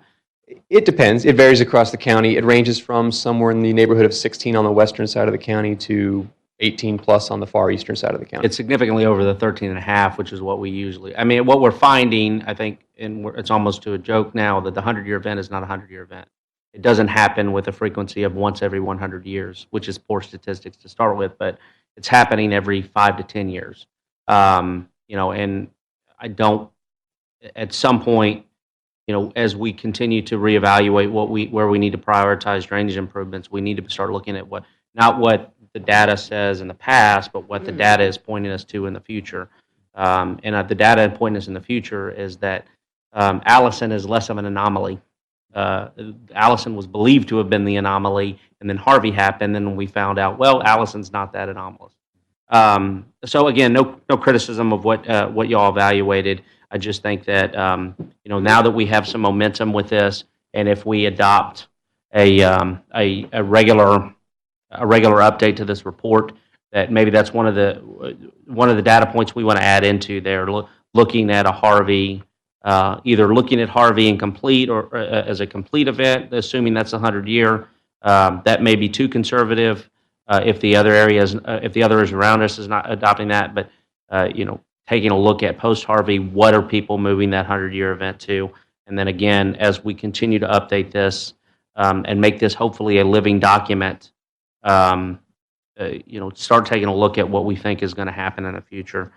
With respect to Clear Creek, I know there's not a whole lot we can do, but for the basis of the report, what were your assumptions as far as the downstream connection points? Did you just assume the 25? Well, if you're taking the 100-year, did you just assume the 25-year as it is right now, or did you get any data based on the core?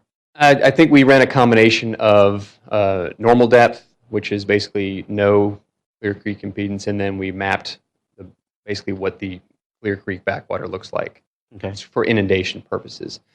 We did not. One of the things that Robert asked me is, what did we consider for the downstream channel flow lines? Did we assume that Clear Creek was improved? We did not. We assumed current channel flow lines. So any improvements to Clear Creek that lower the channel. It doesn't matter whether Clear Creek's done anytime soon or not. These channel improvements can be implemented with or without the improvement of Clear Creek. Now, they won't be as effective, particularly at the Clear Creek side, as they would be until Clear Creek is done, because that's the major influence. But they're not dependent on Clear Creek. What I would ask of staff is, I kind of see this as one half of a report. As you noted, the 98 drainage analysis focused more on the pipe conveyance, the roadside ditch conveyance. Y'all didn't. I understand as to why. But I do think that, with respect to regional detention, they're useless unless the water can get there. Right now, most of our criteria allows you to convey only the 3-year event, and only the 3-year event based on old statistical analysis. Which means we'll dig all these holes, but there's no way the water's getting there until it floods and then conveys over land, which is what we're trying to avoid. I'd like to see, Robert, if it's possible, what it would take to expand this report to evaluate some of the pipe conveyance that we have. Take a look at what potential future CIP projects would be useful as we put in regional detention. How are we better ready to allow the conveyance to get to those regional ponds, and maybe some conveyance projects that could work to alleviate some isolated flooding where the channel improvements would not. Certainly beyond the scope of what you originally asked, and certainly not a criticism of what we asked to be done. But I do think that while we've got some momentum on this, I think it would be a good idea to try and move forward with that. I know it's a big question to ask, but I'd love to be able to see that what I would phrase poorly is the second half of this report with the intermittent conveyance. Sure, Councilman Perez. That is one of the topics we've been discussing internally with staff, is how do we get the water from point A to point B. And that comes along the tails of the Hurricane Harvey report that staff prepared, is how do we find those choke points that you're talking about and trying to open them up or proceed from there, but then also taking a look at new development with new criteria. So it's all encompassing. As you stated, this is one component of it to be able to start heading towards what level of service the city would like to provide, along with our partnership with Brazoria Drainage District, or to provide the citizens of Pearland, is where do we go. So it's one component. We are still looking at, and we'll continue to look at conveyance, both roadside ditch and also channelized closed pipe systems as well. Can I add one additional comment? This is something I kind of glossed over just because of the compressed nature of the presentation. During the planning process, we did assume that the city is going to continue to grow. Conveyance improvements in the local drainage infrastructure are going to be done. So the improvements were all sized and evaluated using a future condition discharge. So we assumed full build out, and as part of that, we assumed that the conveyance improvements would be done. So even though the specifics of how that water gets there between now and the ultimate build out are to be determined, the proposed channel configurations and the detention volumes already account for the fact that that will happen. No, and I think that's the reasonable assumption to make. But even if for every new subdivision that's being built right now, the conveyance is 3-year. Your pond size for the 100-year.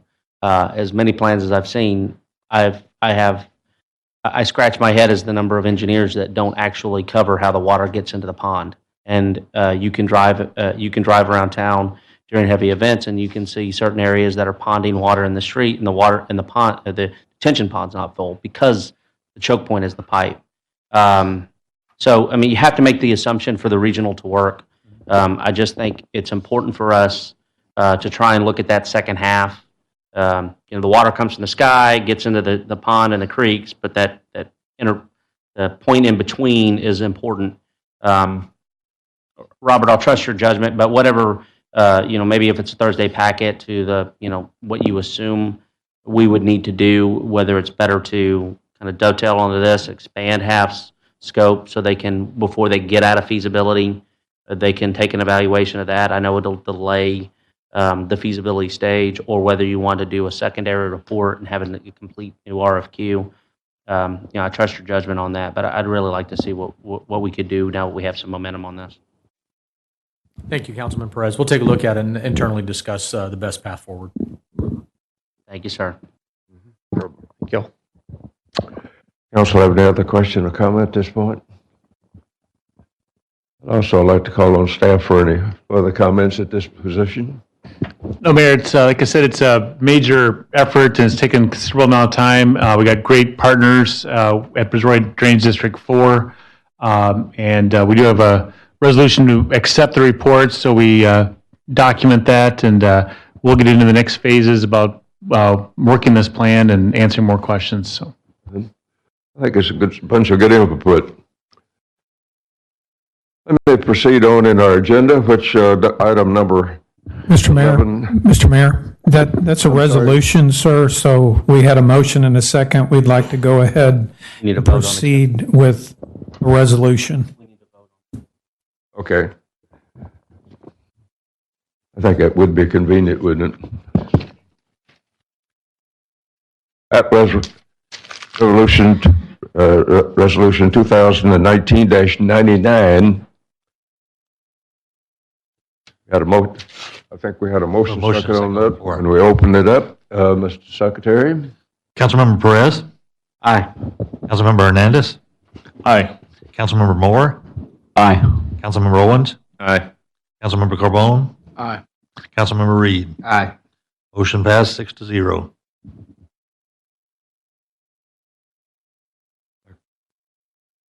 Got a good vote there. Okay, moving to item number 11, Mayor, Council issues for future council discussions. There were none.